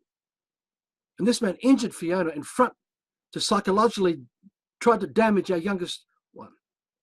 because it was all about intimidation. It was never about the fact that she was a free man in a horseless chariot, because the car had no VIN numbers. The horse had no VIN numbers, no plates, no labels, nothing. It was just a horseless chariot. And they don't own the roads. They own nothing, these people of authority. They just pretend they do, acting as administrators. Anyway, I'm called from here, and I felt something wasn't right. So I didn't hop in the other car that's a horseless chariot. And I walked with a camera up around the corner. And there I saw police cars going up and down. And as I was going up closer to where this was all happening, I saw 3 or 4 police cars, another. I might have been 6, 8 police cars I saw for one woman with a little child. No weapons. Huge effort put in. And I'm going up there and I confront him, and I'm taking photos of all this. They didn't stop me from any of this. Took photos of it all. And this led to me taking Xanthi from her. They took her away in the paddy wagon. They had to come, bring another vehicle in to take her away to the police station. I then came back home, rang a friend, and we went to the police station. And then we were stood outside. I went and confronted the sergeant and gave him a piece of paper explaining what the intentions are and the responsibilities and liabilities they carry as their curse. I won't go into all that now. That's covered in the work. You can go and find all that in the work we've done, the SDRO one. Anyway, this David Brown kept coming outside the back of the police station, because we're outside the street and the police station's there and the car parks to the side. And he's coming out the back side, and he's coming out with his cap on. And you'll see photos of this, what cap he's wearing. And he's sucking a cigarette, and he's looking at me like this across the car park, which is probably 30 meters. And I'm looking at him because Xanthi's asleep in the stroller. And one moment he just says to me, "Love for life," like that. And I'm thinking, oh, thank you, you just told me everything. Everything. I just wanted, it was malevolent intent. It was intention to intimidate us, to not influence other people into this work that we were doing. Another man arrived, a stranger, started talking to us, to Julia, to my friend Julia and us. And then I said, "Can you stay there? I'm going to go and talk to this," because he goes in and out a few times while Fiona's being interrogated and hassled. And turns out she's handled it really calmly, and she was really strong, and they couldn't break her. Couldn't break us between us and bring trauma between us. This good heart, that's what they love doing. Cause conflict, cause divorce, cause issues, fear. Fiona's so strong. And that's why we kept it together. She's been going with this man on this road. I went up to this police officer up near the car, and I walked right up to him and said, "Here, this is for you, what I gave to your sergeant in the police station." He said, "Don't you touch me. Don't you come near me." I just said to him, "You're my brother. I'm not scared of you. You want to kill me? Take me now." And I opened my arms to him like this. And he's put his hand down, already down on his holster. He was looking at his taser. He had a baton. He says, "Don't you touch me. I'll fucking get you. I'll bend you over. I'll fuck you up the ass. I'll fuck your child up the ass. I'll fuck your wife up the ass. I'll fucking..." And as he's doing this, I could see his eyes changing. And they became these long black slits down his eyes. And there was like an orange, yellow, and green color to his eyes. It was the first time I can recall this phenomena, this egregore. I didn't know what it was back then. I just saw something straight out of the movie The Exorcist. And this went on. And I said to Fiona, this man was exposed to ritual sacrifice. He's been compromised. He's just a lackey, been brought in to do a dirty job, trying to attack us. We both agreed that was going on, because when we got out of the police station and went home, she got a fine because she's in the system. She's still contracted, and she paid the fine off. And life went on, and she lost a license for a period of time. And, we had to have others driving around because neither of us were journeying. And I didn't want to be Ned Kelly. And there's other stories about what this man's done. But I didn't want to bring this onto my kids and into the home life. We thought, that's what they love doing. And we have a responsibility to protect our children. We don't want them to be psychologically impaired. Give them the reasons to attack, even though we've never broken the peace, committed a crime, injured no one, never stolen anything from anyone, never lied to anyone about anything. This is how the system works. This is statutes. So the long story of that was, it left an imprint of those eyes. And over the years, I've met the odd people, and I've seen this appear. Suddenly, their eyes change, showing the malevolent intent of the egregore, and that they're coming from the representation of the order of the societies of the occultists, the Freemasons. and with intention to cause war against us, to corrupt us, to harm us. And these guys who came, they came like you, police officers, they come as your best friend, supposedly, which David did. David Brown, a few nights later, he came as this mouse to our front door to give Fiona a paper. And I said to him, "You're my brother, man. We're not you're not our problem. We have nothing personal against you and your family." It turns out he lives around the corner, still there probably now, with his kids, a policeman who hurts Fiona. And so these people, they come like angels, like they're caring for us. They protect us. From what? From each other, who are inculcated. And then as the years unfolded, I met certain others who are not police, just everyday men and women who love kingdom, love the love for life work and all the mantras of that work. And they come, and you know something's not right. And a couple of them, one has been here a few times, right towards the end of the day when they were going home, I noticed the eyes change again. And all that effort of being a good friend revealed the truth of their malevolent intent. And I want to tell you, they come out of these industries. They come out of these industries I'm talking to you about, of the occults. And they've sold out to this agenda. And it's everywhere, because this dream world definition comes at us through media, billboards, advertising, current affairs, news, music, acting, Hollywood. It comes at us through school, history books, religions, because this is in everything. It's all, as we dive through history, you see this going on. And with the reverberations that we talked about, and how it works. And then you see these eyes. So Fiona and I knew that they've got a good heart. They've been broken. They don't have a problem. They were broken, and they're lackeys, true lackeys. Some years ago, we had a man turn up here in the middle of winter with a probably 5'1", 5'2", very short man. Looked like he was in his 80s with a Bible in his hand, with a big over jacket, straight out of Orson Welles' movie, some spy movie. And another young guy who was staying with us at the time opened the door and answered, and then he had to find me, call me out, and I came. And I knew as I was coming to the door, I could feel this presence of someone high up in this occultic thing. And I was looking at this man, and I looked at him, and I said to him, "Is the daffodil yellow?" I just came out of my mouth. "Is the daffodil yellow? Are you come with a defined God?" Because I could see he was holding the Bible in his hand. He was coming as if it was a front. And he looked at me, and he started to walk backwards, and I kept walking forwards to this man. I kept looking at him. And this man, he kept walking. Then he had to turn around to walk away. He couldn't talk to me. He just kept walking out. I kept following him out onto the street and following down the street a bit. He was not coming door to door like the Jehovah's Witnesses. He came to fucking smell this man. He came to see who this man was. They came to suss this man out. They came to see what the enemy was. They see us as an enemy. To plan ways to execute our influences and to turn us into martyrs, which they've done to others in other lives, martyr us. So the Buddha's in the system, Jesus is in the system, all the great brothers and sisters are in the system with the good hearts, venerating them, I think it's the word, with their elation and joy. But that's all fucking in the system where they're all slaves and they can't see it. And the point of this video, which feeds the other 4 that we've made, was that there are many amongst us, most of us that we love, who are true servants of this darkness, of this egregore, unbeknown to their good heart, because they're unconscious of the bigger picture and the effect it's causing on their soul and on life itself, the dream of life, the living soul.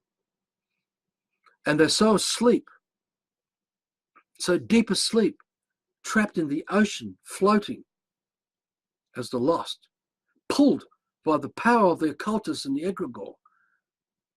Pulled. Like when you see a dead body on the ground, a dead corpse, you've got to stand it up and walk for it.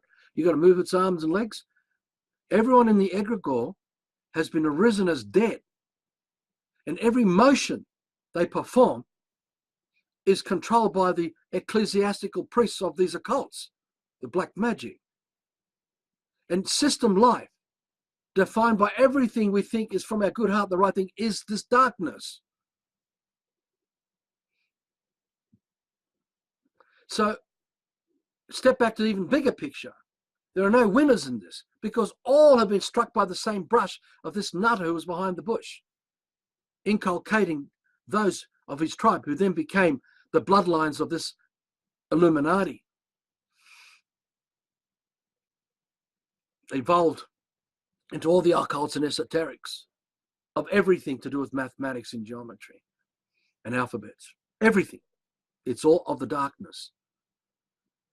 And they all have a broken will. All of them have a broken will because none of them have created a living dream that's unique and original to them. They're under the power of the definitions that define their perception of reality through their good heart, who accepted the mysticisms of the explanations that defined them as occultists inside Freemasonry and then be invited up through the initiations to higher levels. The whole fucking stage is a scam. They're all fucking idiots. They're all fucking lost. They don't realize what's been done to them, but yet they think they're doing the right thing and that there's rewards for them. But everyone in the system who's done it, everyone who's working for the mortgages is processing this curse because it all is a curse. The curse is the apocalypse, the beast of man's, the beast of burden. We are laboring for our devastation. We're destroying the existence of who we are. So it doesn't perpetuate anymore. So this nutter dreamt, not realizing that he couldn't crack it. It was impossible. There was only fantasy that made him think that man could be broken like this and win. Sure, collateral damage is huge. But the essence, it's like your immune system is so strong that it counters the invasion of darkness. The infiltration of the immune system to counter continues. And we come as those lives to counter this thing and provide big pictures, to put it on the plate of you to sit and read and watch and scrutinize and contemplate and work out how the shit is inside your head and how you got to stay calm and scrutinize every single dream that's an alphabet thought in your head that's formed the fashion statements, the social engineering of your life, because you have a depth of history there and a story there. And you're still in that ocean sinking and you got to know where the bottom is. You don't know how to get out. Controlled by the whole damn fucking thing. With your good heart there. Keeping you blind. Believing the definitions are true. This is the heart of all black magic. Every method of black magic operates on this. So the egregore is a fake consciousness reflected through the calling out of the definitions that defines every man's fake perception of reality. It is a fantorgasmic experience of the lie as being the truth.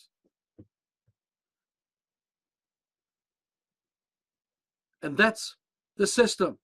And that's the system man. With everyone who's been inculcated. So if you think you've worked it out, if you think you've really worked it out, have a good look at your life.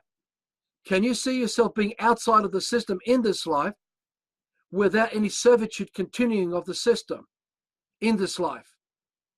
Have you worked it out? Because if you haven't, you've never gotten to the bottom of this. Because if you have worked it out, you have such a passion, because the passion comes from the dream that you hold. Because the ego is the fake image of passion. People get confused between ego and passion.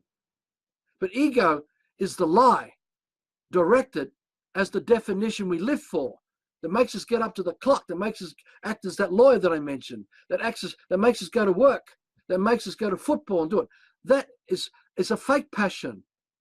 We're giving our energy to a lie, and we perpetually do it because we are a fan of the lie. So we serve Manchester United, or the Boston Red Sox, or the LA Rams. It's a perpetuation of the ego, of the egregore. There's no passion there of the heart. It's a fucking lie. But the real passion comes from the heart of the living dream we hold, our soul. That's why this man doesn't stop what this man does every day.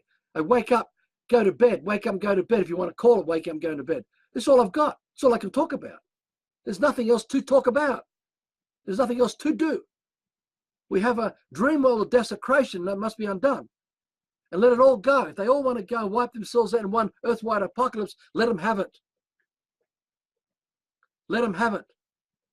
But those of us who wake up, we don't remain attached to it. You don't be like Lot's wife and look back. You must have no emotional attachments to anything of the system. You do not own land. You don't own money. You don't own anything of the system. Use it, but don't be attached to it. For the greater good of the dream you build is that bridge to get out of it. What we call the mudroom. To get out of it in this life, to co-create kingdom again. Without the G, no king, kingdom. Co-creating tribes. The purpose is that we, enough of us, come together to produce children who'll be brought up by nature again with no one defining reality for them. And then they will create children. And then we're restoring all this again.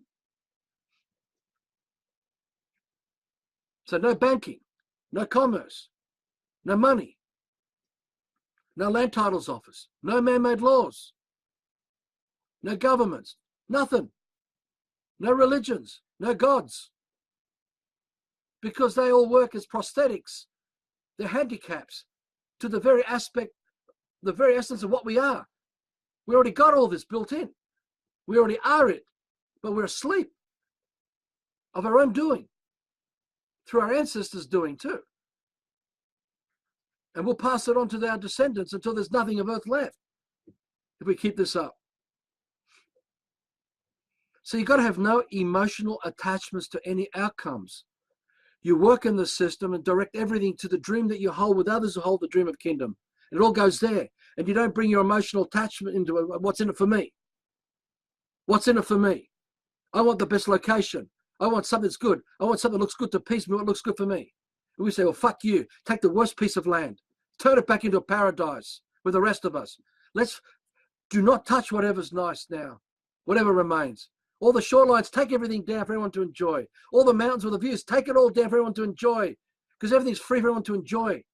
And all the worst is where we repopulate. Take the dairy farms back, rebuild kingdoms there with food forests. All the agriculture destroyed, everything, return it. Everyone, there's no bickering over who's got the best and the right and of all this shit. Got to stop all this crap. Otherwise, we'll continue this nightmare. It's ego problems of fighting over what's right and wrong and who's got the best and not, and use and abuse each other because we're fighting for something we own.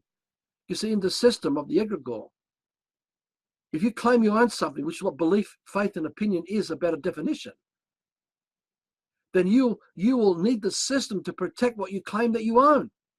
You need something more than you that elevates above you. It means your will's broken. You need something to make up what you've given up, what you've forsaken. When really you are the judge, you are the jury, you are the doctor, you're everything of this that the system is imitating as prosthetics. You've got it all built in, but it's dormant, it's asleep.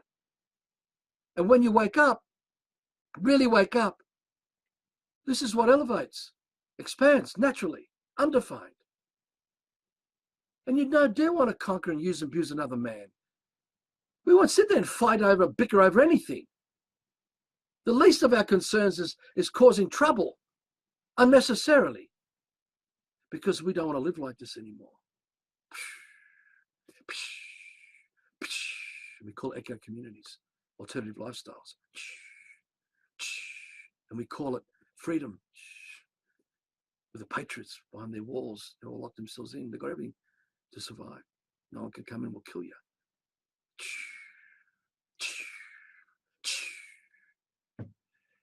Gotta let it all go. Gotta let it all go. Maybe Fiona and this man will do another video. And I think we'll come to this and it'll be the ebook, guys. We're going to simplify this into an ebook. And then we're going to focus on music production, film production.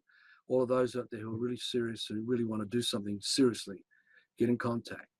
We're already working on material. We're working on an ebook. We're working with someone who's committed to doing illustration work. We're open to other people who want to contribute. This is a team effort. We need to use a propaganda of the heart to let others know out there. We're not a cult. We're not a Waker. We're not a Little Pebble. We're not a Jonestown massacre. We're none of this stuff. All we do is we see life as a gift on a do no harm path. That's it. And all we do is create abundance through growing food and the crafts and everything else we do. We give it away for free. We don't charge anything for anything. Because all of us working together like that, we've already got everything anyway. And we raise each other up this way. Just as nature works, the same way.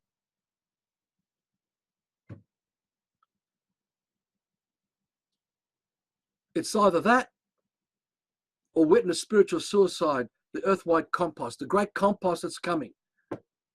And then we'll have plenty of bodies, even if it claims us. You'll have plenty of bodies to refertile earth without this lie going on anymore. Because all this lie can do of this egregore is destroy. Phoenix rising, destroy. Phoenix rising. Masochism, I love you. Hate, I love you. Hate, let's have a fuck. Oh, I hate you. Let's have a fuck. Masochism. I need another woman. I've got to get her. I need another woman. Got to get her. That's what I was like growing up. Hundreds of women. I used to bonk hundreds of women. I had no idea. Gone, man. Just gone. I'm not ashamed. I feel sick about it, but I'm not ashamed. But many of us have egos that ruled us by the egregore. Because all of us fed it. All our ancestors fed it.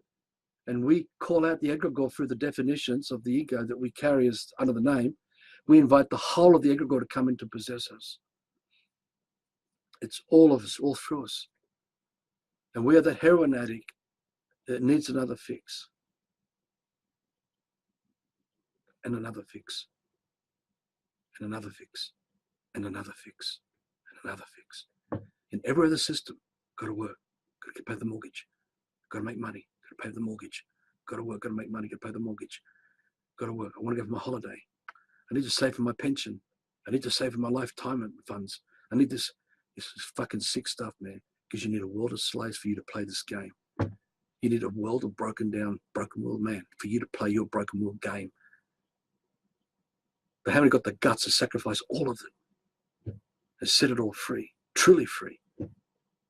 So we can restore a living paradise that's undefined, with undefined man. Haven't got the guts to do this. The real guts in this life.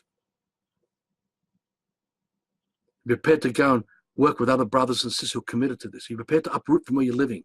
Like, come and move with us. Don't worry about it. Just work it out here. And do it with us. Because we're going to do it here. We're doing it here. And others are going to do it elsewhere. Because that's the only way we can. This is like Noah's Ark. We have to restore the undefined man. Hold the dreams of undefined life in spite of the chaos of all these people who want to kill you and hate you. Hence the music and all that. To let everyone know, we are not a cult. We're not a sect. We don't come to steal from you. We will not harm your children. We will not support drugs and alcohol. We don't support anything that does harm. We're withdrawing from it. And all the abundance is for you to enjoy, for you to have. We will give you food that will heal you. And we'll come and help you build your gardens. And we work together on doing all this together. And we've got to let the wider communities know they're all shut down, badly shut down, that we are not your enemy. Because this is how you disarm this Masonic agenda. Because man's good heart's got to know where the truth is with the good heart amongst those who are true. So you've got to provide them with the big pictures so they can see it play out in their fucking heads. That's why we've lost ourselves in all this work for the last 12 years, to work it out and find the medium of idiot-friendly communication. And then use music and film and talk and whatever to carry forward the passion to free us all from enslaving each other. Because that's all that's happening here. That's all happens in social media. We all come together to talk, but we're back in the system. Every day everyone's talking about something with their good heart, but they're back in the system. Nothing really changes to get outside of it in this life at all, because they don't know what the bottom or the top is. They've given up. They've got a broken will. So we have to walk the talk and be a living example of these things to show even a man who's put on a lot of weight. We're not broken. Doesn't matter how we look, how we smell, how we dress. Can you feel a man's heart? Can you come together with your brothers in wholeness without this going on? Can you get on with others in spite of what is triggering inside you to do this? Can you be strong enough to hold a dream more powerful, more beautiful and magnificent than the mediocrity of the system life, where your heart is still being appeased all your life by all the books and films and everything that works with those sentiments, but nothing really ever changed?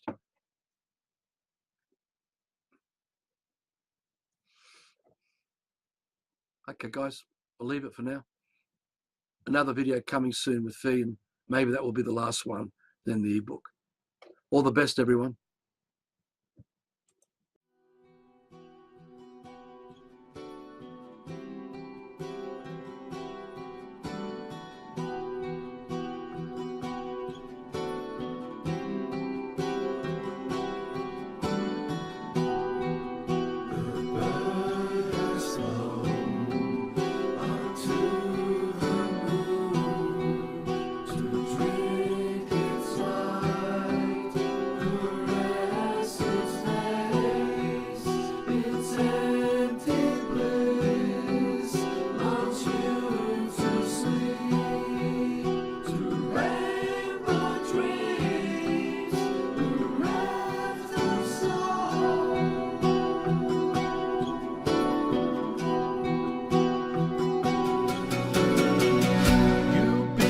Giant, you want to build yourself a castle, a better castle than the other ones. You come out, the spades and shovels and the buckets are all lined up ready for you to make your mark in sandpit land. You come out, a modern hero. Will you stand and watch while Rome is burning, as fantasies of life evaporate? You come out, stop shouting on the rooftop, climbing up the walls of first and best and fastest giant. You're running round the sand pit, fighting over the toys of richest, famous, tallest, big shot. Stop blowing, stop blowing, and telling tales of struggle, how one fortune skills and outcomes.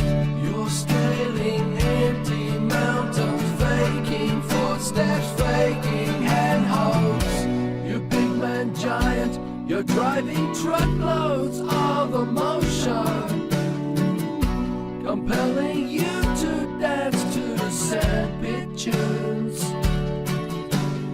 Rulers bending you to orders, binding you with whispers, teaching you to dream. They're dreaming kindly, putting up the fences, handing out the centaurs, all you know to rule the world with. You're grabbing toys to make a hit, you're trading smiles with avarice, you're thinking that you worked it out. You're blind to those who guide your way, your rosy glasses hold this way, your sandpit thinking pulls you down.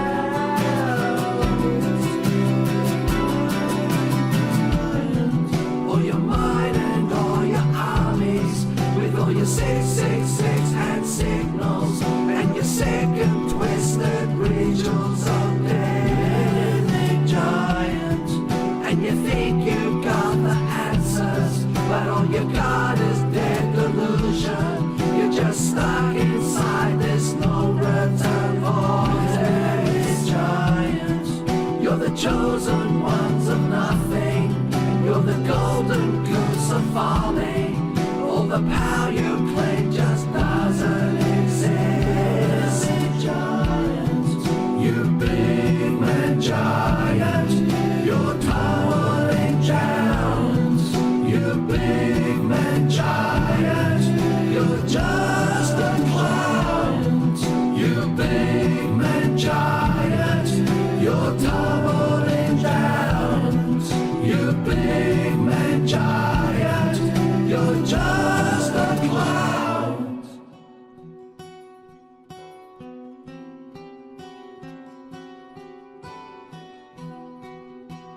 bird has flown.